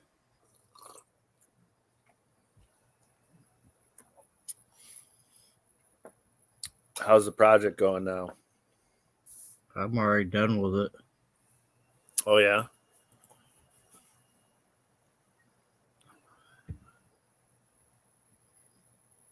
What are you doing now? Nothing really. Yeah.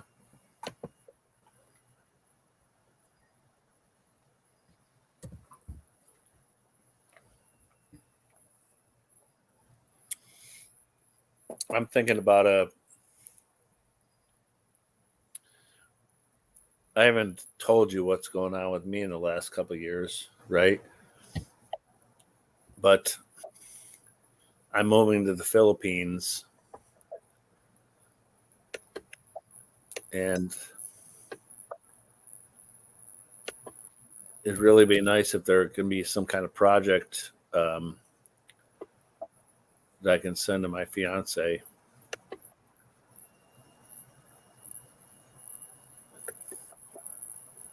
Did I hear you're engaged? Mm, Congratulations. thank you. Thank you. You're more than welcome, buddy. That's what I want the best for you, too. It ain't gonna happen. A great person. Well, it is going to happen. Yeah, you got engaged. All right, I gotta go get the boys. I'll be right back.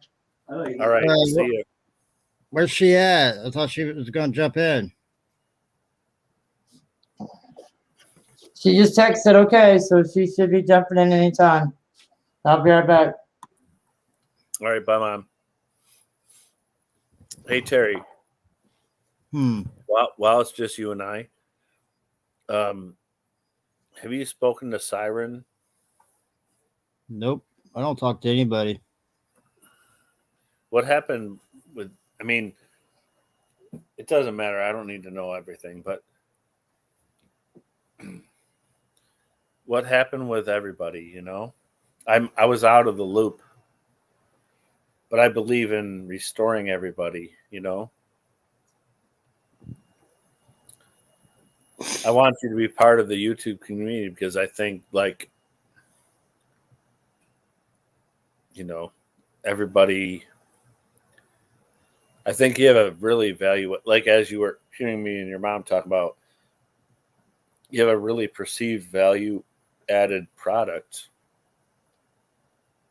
that's more valuable than coins. Coins, you know, I could buy a coin for $5 and sell it for $6. Like, that's not what you're capable of doing. And nobody's going to be mad at you for adding that perceived value and selling your wares for like 10 times what you paid for them with your efforts and your artistry. So why aren't we focusing on what you can do? Hey, Trouble. Hey, How are you doing? how are you? I'm doing good. How about you? I'm well, thank you. I'm building a fire. Sounds like fun. Yeah, I did a lot of yard work, so now I'm burning it. Can you see? It looks like smoke to me. I know, because the grass is wet, so I'm trying to get it hot enough to dry it out. And it's not working. Put some gasoline on it. No way. Yeah. I have woods. I'm forest all behind me. So I would have a forest fire. So I'm not at my computer. Hey, look at the camera. Huh? I'm sorry. What'd you say? I can't see. Who's that waving? Mom's saying hello. Oh, hi, Rhonda. I'll be right back. I gotta go get the boys. Okay. I've never done this on my phone before. So am I coming through okay? Is it good? You are coming in clear. Perfect. So what y'all up to? No, not much. Just got in doing a project. Oh, yeah? What you got done? I done a Navy veteran piece that I done for a lady on Facebook. Oh, nice. It was a custom piece. I'm going to stir my fire here so I can... There we go. It's getting Hey, better. Terry. Don't put blonde hair on fire. Necessary. What? Say, don't set your blonde hair on fire. Oh no, I don't have any hairspray in right now. Oh, but I will in a few minutes because I got to go to a field hockey meeting, so I got to roll my hair. I got to get ready. I have been so busy today. I've been grocery shopping. I'm starting supper. I'm building my lawn today. Yeah, I did. Now I'm trying to burn all this crap. Well, your package, I got a your lot done. package should be there Friday or Saturday. Well, thank you. I'm very excited to receive it because I'm going to put it up just as soon as I get it. I am. It's going to be my backdrop. I can't wait to see it. I can't either. So who's the guest? You're going to have to introduce me. I don't think I know him. That is Charles Kelly. How are you? Charles. I said to Terry, I was like, I think introductions are necessary. He's like, no, I just want to keep talking to her. Oh my gosh. It's okay. Where are you located? I am in Maine. Oh, nice. I'm in Rochester, New York. I hate New York, really. Well, but I freaking hate New York more than you do. Well, But I like New York as far as I like, the tourism stuff. But Right. I'm a big Red Sox fan. Well, I'm more near Niagara Falls than I am near New Oh. York City. Okay, so I go to Niagara Falls probably Oh, once really? a year, but on the Canadian side. Oh, awesome. And the Canadian side is much prettier. Right. Oh, definitely. Yep. I haven't been in a couple of years because of COVID and stuff, but Oh, yeah. It Fun. stinks. I have family in Canada, and we have a family cottage in Canada. you We do. haven't been able to go to our place for like 3 years. Where- Well, 2 years. We're We in didn't go for 1 year, but it's called Cohill, which is Co- near Bancroft. Okay, so I'm near more of like New Brunswick Oh, yeah. area. You know where Bancroft is? Give me a vicinity. Bancroft is the diamond mine of Canada, or the So you're telling me I could go look for diamonds? minerals, diamonds, quartz, crystals. When are we going? Anytime. Well, once the border opens for The border is open here now. We Well, just got so let's say where you're in. Maine. Yeah. So if you go, are you familiar with New York? Yes, of course. All the New England states were so. So Yeah. if you go straight up from Buffalo, New York, or Rochester, New York, Oh, yep. it's like if I go, here's the funny thing. If I go from my house through Watertown, New York, Yeah. to our cottage, Yeah. it's 5.5 hours. Yeah. If I go through Buffalo, through Niagara Falls, through Toronto, it's 5.5 hours. Really? So for the last 70 years, my family has owned this property. Wow. There's been races to see who gets there first, Oh, and they get there within minutes. that's very It's like so perfect, like the perfect travel route. You don't sound like a New Yorker. No, I'm not from New York City. I'm from like way away, like 6 hours from New York. But in New York. I'm a Rochester. So you're more like the Yankees. So you're more like the Mainers. The Mainers, we Yeah. go eat chowder. We eat lobster. Yeah. Well, yeah, the Boston, the Maine. I love Rochester. Have you ever heard of Garbage Plate? No, what is the garbage plate? No, you never heard of Garbage Plate? Oh, no, but you got to tell me now. It's the Garbage Plate is the focus of our whole state. Oh, well, I mean, It's a breakfast, lunch, dinner, drunk, late night. It's got, you can choose between beans, baked macaroni salad, beans, home fries, yep, and French fries on the base, 2 of the 4. Oh yeah, And then you have either burgers or hot dogs, and then you have meat hot sauce, which is Western New York. wow. And then you have mustard, onions, and then you can choose ketchup and mustard or whatever. So, are you a football fan? I was for many years, but I gave up on the Buffalo Bills. Oh my God, but I hate the Buffalo Bills. I'm sorry. Yeah, they stink. I'm They do. sorry. I hate them too. But it's just because I was born a New England Patriot fan since '78. Right, of course. Yeah. Not a fair weather fan, but us Mainers. I mean, I got Yeah, got the Red Sox in my blood. I've got the Bruins in my blood. I got the oh, Celtics. yeah. And so I grew up a wicked big sports fan. My dad was always a sports I fan. was a hockey player, football player, track and field guy. Yeah. And the Bruins.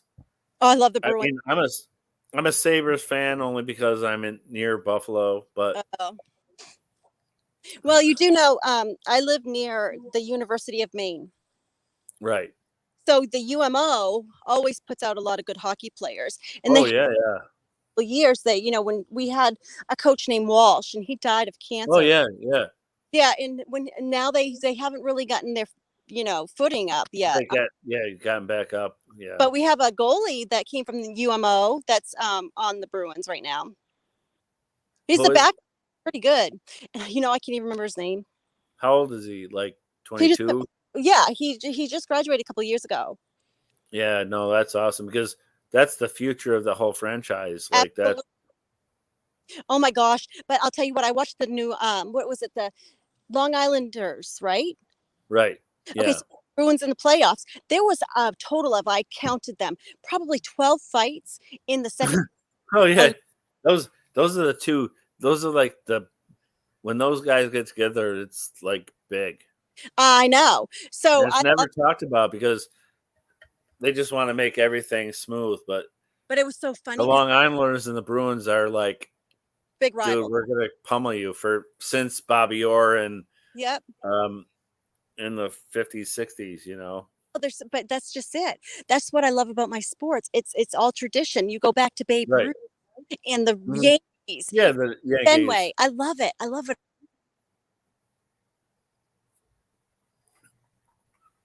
Uh-oh. At all.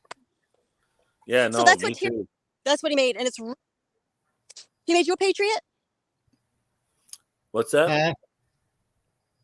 Did he make you a Patriot too? I thought you said Terry made you one, but Terry made me this awesome like board with the Patriots on it. Terry and I, within the last 2 years, he commissioned like 5 different products for me. Okay. And we became friends. We used to stream out all the time because I work overnights and he works days. So when I'm getting out of work, we have like a time where we can live stream together and talk and hang out. Yeah, I've been trying to get in the stream, but it seems like I'm a stay-at-home mom, but I'm usually it's hard, like I'm grocery shopping or I'm starting supper or something during the day, right?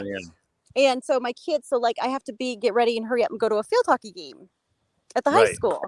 So it's like I'm always pulled in like 100 different directions. Right. So I'm sorry, Terry, that I've been when not my been daughter working was lately.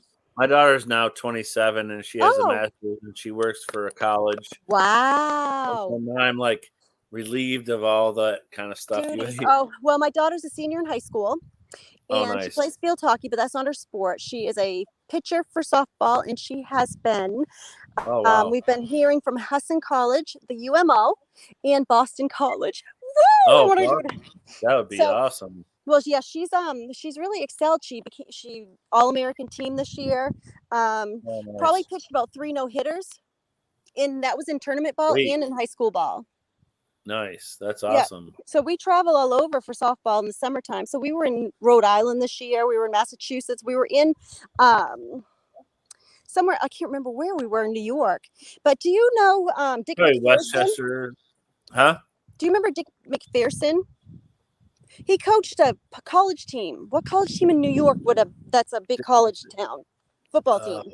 I remember Albany, New York. No, it's not them. I can't remember. Why can't I remember? Anyway, Dick McPherson's from my town, and he used to coach all those New York teams. And then he coached in Boston. He was actually a coach of the Patriots for 1 year, but he didn't do good in the NFL. I thought it was Albany, which is the state capital. No, they have it. What is it called? Oh. We have Albany, Buffalo, Rochester, Syracuse. Syracuse. He coached Syracuse. There you go. Oh, okay. So I was one town over from. Yep, he did. Well, he's dead now, but he's from my town, and he coached them for many, many, many, many, many years. So we're a big sports town. I played Nice. softball too. So can you believe it's still is it nice in your area right now? I've still got pretty. Well, it's. Are you talking about weather? Or are you talking about political climate? Yeah, weather, like the weather outdoors. Because I don't want to get political because well, it's just going down to like now it's like 60 degrees. Oh, really? It's hot here today. I told Terry Really? that I want to go to Indiana. I'm going to go to his house because I'm going to need to spend the night somewhere and him probably bail me out of jail because I want to go stalk Larry Bird. Oh my God. I have a lot of memorabilia from him from the 80s. And see, I don't watch basketball anymore because I don't like that punk ball. I like the. How many Celtics great of the 80s. videos are on YouTube about Oh my Larry gosh. Bird Talking dominating crap. Him being such a shit talker. He was freaking. Sometimes he didn't even have to talk. He just dominated by his performance. He was, and I never liked Michael Jordan until I saw that program with him in it, and I didn't realize how well respected by these athletes that are like Kobe Bryant and MJ that they literally wanted to be Larry Bird. You know, Larry Bird wasn't. He was like just a little bit above the rest. Yeah. When you look back, he was advanced. Yeah, my gosh. But you know what? He didn't even go to college the first couple of years. I know. Out of high school. He wasn't even a good basketball player. Did you know that? Right. Oh, my dad. Before my husband was able to take me out on a date, my dad made him watch Larry Bird, Living Legend. That is no joke. Okay, that's amazing. That's almost like a shotgun. Like, you want to date my daughter? Exactly, because we were actually down south at the time. My dad had transferred with his job for Champion International, the lumber company. So we had to go down south. So I met my husband down in Georgia. And we lived there about 17 years and then moved back home to raise my daughter here in Maine, where there's no crime. We're still the safest state in the nation, even above Alaska. New Hampshire's second. So what's the major political affiliation in your state? We don't have to talk about politics. Okay, we are a split state. So we have four electoral votes, and 2 went to Democrat and 2 went to Republican. And I don't know what yours is, but I don't mind sharing. I'm a big Republican. I like Donald Trump. I'm a forever. So, and I don't want to share my money. And I'm living in New York, which in is the biggest tax state in the nation. You are so. You know what? My husband I'm sorry. Go ahead. I'm a Trump supporter, of course. I'm a conservative. Me too. Fiscal conservative. Yeah, I'm a fiscal conservative. I'm a Christian conservative, right? And I'm a moral conservative. Well, moral, yeah. I don't have to be. It doesn't have to be Christian. It doesn't matter. But right, I am a Christian. I will put that out there. But I think I think the Democratic Party's just gone way too social. They're freaking, in bed with. I mean, all the stuff. The funny thing is, all the stuff they accused Trump of doing, which he didn't do, they couldn't impeach him. They couldn't find anything. They opened a big can of worms. They're now in bed with China, in bed with Russia, in bed with the Taliban. And I mean, Hunter Biden. I mean, seriously, I kept telling my uncle because either you have him. He's such a perv. He's such a perv. And the thing about it is, my uncle, so either you have him way liberal here or you have him way conservative here. And I told him, I said, you guys need to stop. That's why I was asking you about your state. Like, it's not like 50-50. It's like got to be extreme. It's an extreme to the other. But I mean, I'm not extreme, like far right, Right. No. But I'm reasonable. I want to think things through. Rational. You're a rational person who wants to know the truth and right, exactly. It's God, guns, and family for me. You know what I mean? Yeah. Leave me alone. Government, get out of my house, get out of my bedroom, get out of everything, get out of my money. We didn't pick you to vote for us. There you go. Did you see that sign? Yeah, I saw that one because he was talking about it earlier, and I was like, I want one of those. Yeah.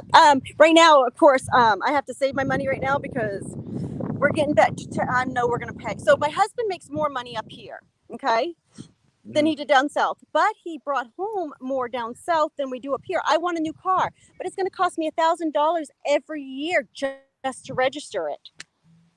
So I will drive my Tahoe, my 2011 Tahoe, until the wheels fall off because I'm not paying the taxes. it's better to drive an old car and Yeah, absolutely. Well, it is. I have a 2002 Volkswagen Passat. Oh, Volkswagen. You And went to the foreign. Well, listen, 2002 I bought it with 120,000 miles on it for $250. Whoa. And I'm still driving it. Wow.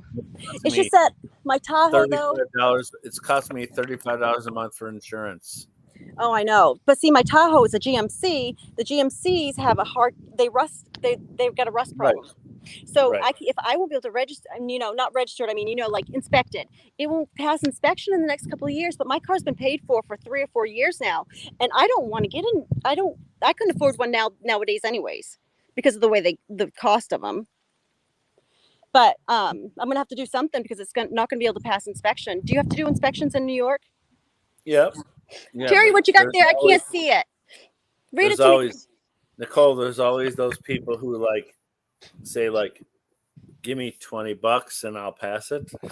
Oh, yeah. Well, those days are long gone. I had a shit stream with my car last time, and they're like, "Oh, congratulations!" Yeah. Instead of 25, it's like 45. Like, yeah, boom. We had people like that too, but it just seems like now it's like the old school.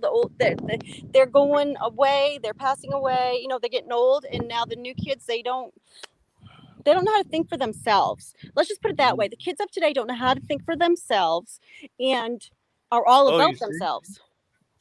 You think? Right? Oh my God. Oh my God. I'm glad my daughter has ambition because I'll tell you what. How old are your kids? I'm sorry? How old are your kids? My daughter's 17. I have one. And let me ask you this question. Let me just pose this thing for you. Sure. Yep. Your daughter's 17. Yep. She's like this. Okay. I'm sorry. Nope. I don't allow it. Nope. Oh, okay. Don't allow it. Well, okay, not you then. Somebody else. Because well, yes, you're absolutely right. Her friends come over and that's what they do. And then you call your daughter because you got to pick her up from soccer practice or and she doesn't answer. And she's like, I didn't see your message. I didn't see your message. Oh my gosh. Bullshit. 100%. Exactly. So you're never off your phone. My husband and I noticed a difference in her attitude when she was on the phone a lot more. She was almost like depressed, almost like angry and stuff. So we started making her put it up at least 2 to 3 hours a day. And when that happened, she actually watched TV with us. She actually engaged with us. She went to dinner with us. So I make her. No, I'm not like the normal. I'm raising my kid the way I was raised when I was growing up. I raised my daughter like 10 years before you did. Yep. You didn't have to deal with these same kind of things. I know, but you know what? Our daughter was like, she was daddy's girl. We were like, whenever we went out to dinner, we were like talking, having fun. Exactly. At the table, all these things, right? We still do dinner at the supper table. We don't. That's why I'm gonna have to go in a minute. All of a sudden, like 1 year, it was like boom. Yep. Yep. We have. How do I can't bring it back. Supper is at my house at 5 o'clock, and they better be sitting at the table ready. Nice. So if she's got sports in school, we understand. But most nights we are having dinner at the table as a family. I'm raising her like I did. Are you the primary cook? I'm sorry? Are you the primary cook? I am. So this is what it was like in my life. There's one child you'll eat it. If you don't like it, you won't. Well, I try to make some. I mean, it's just her and then me and my husband. So I don't like cheese. So, I just get creative with like tonight I'm making a meatloaf. Oh my God. Yeah, but it's the simplest meatloaf ever. And it's the best meatloaf. All I do is put 2 pounds of ground beef. You have to email me that. 2 eggs and then only 1 box of stovetop stuffing chicken. It's got all your spices and your bread right in there, all together. Never had a menu item like the stovetop in the meatloaf. Right, because you got your bread and you got the spices, and it's delicious. And all I got to do is put that in and a cup of water. And you can put your barbecue sauce. Who's on? Who do we have? Is that stinky Well, or smelly? stinky. We got stinky and smelly. Smelly's Hey, good. JJ. Oh my gosh! At first, Terry, I didn't even recognize you. I thought because of the hood. Well, it was Hey. very nice meeting you, Charles.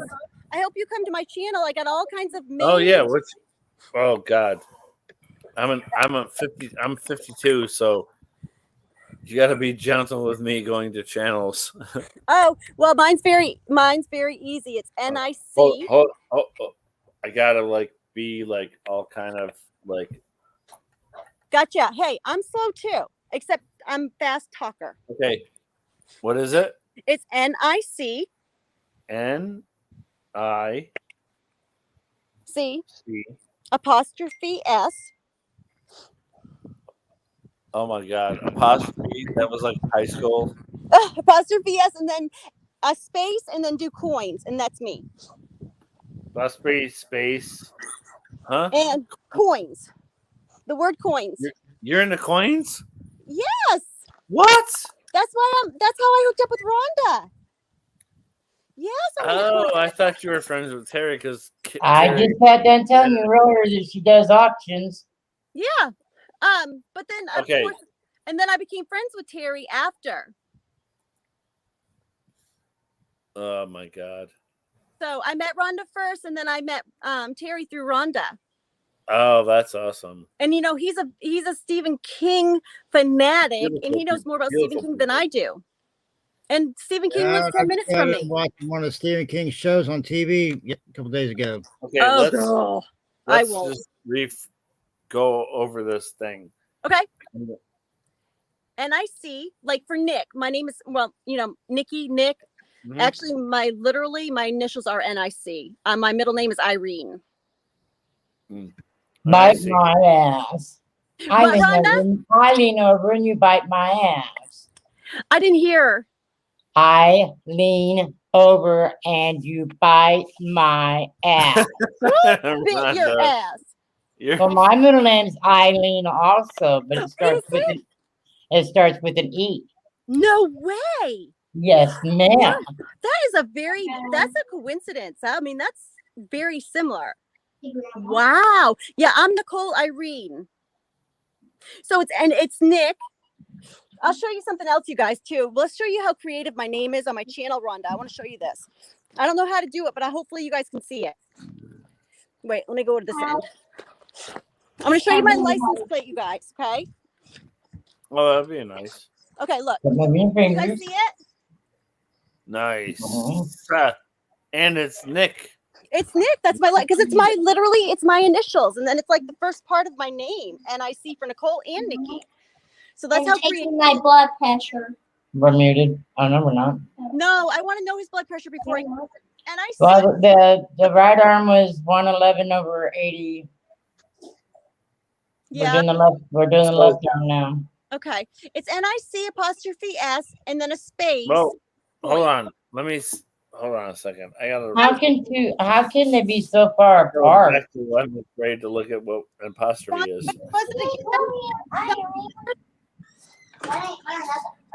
How can they be so far apart? I can't see it. You're gonna have to read it to me. You're so little on my phone. 150 over 86. No, that's not. Take it again, please. Oh, But listen, when you're taking his blood pressure, make sure I both just got feet your messages. are on the ground. They are. Okay. And make him. I would actually make him rest or sit still for about 2 or 3 minutes to see what it is. What's an apostrophe? You know, like. The little hooky You thing. remember when I was like 25? I just sent you a No, text no, message. don't move your fingers.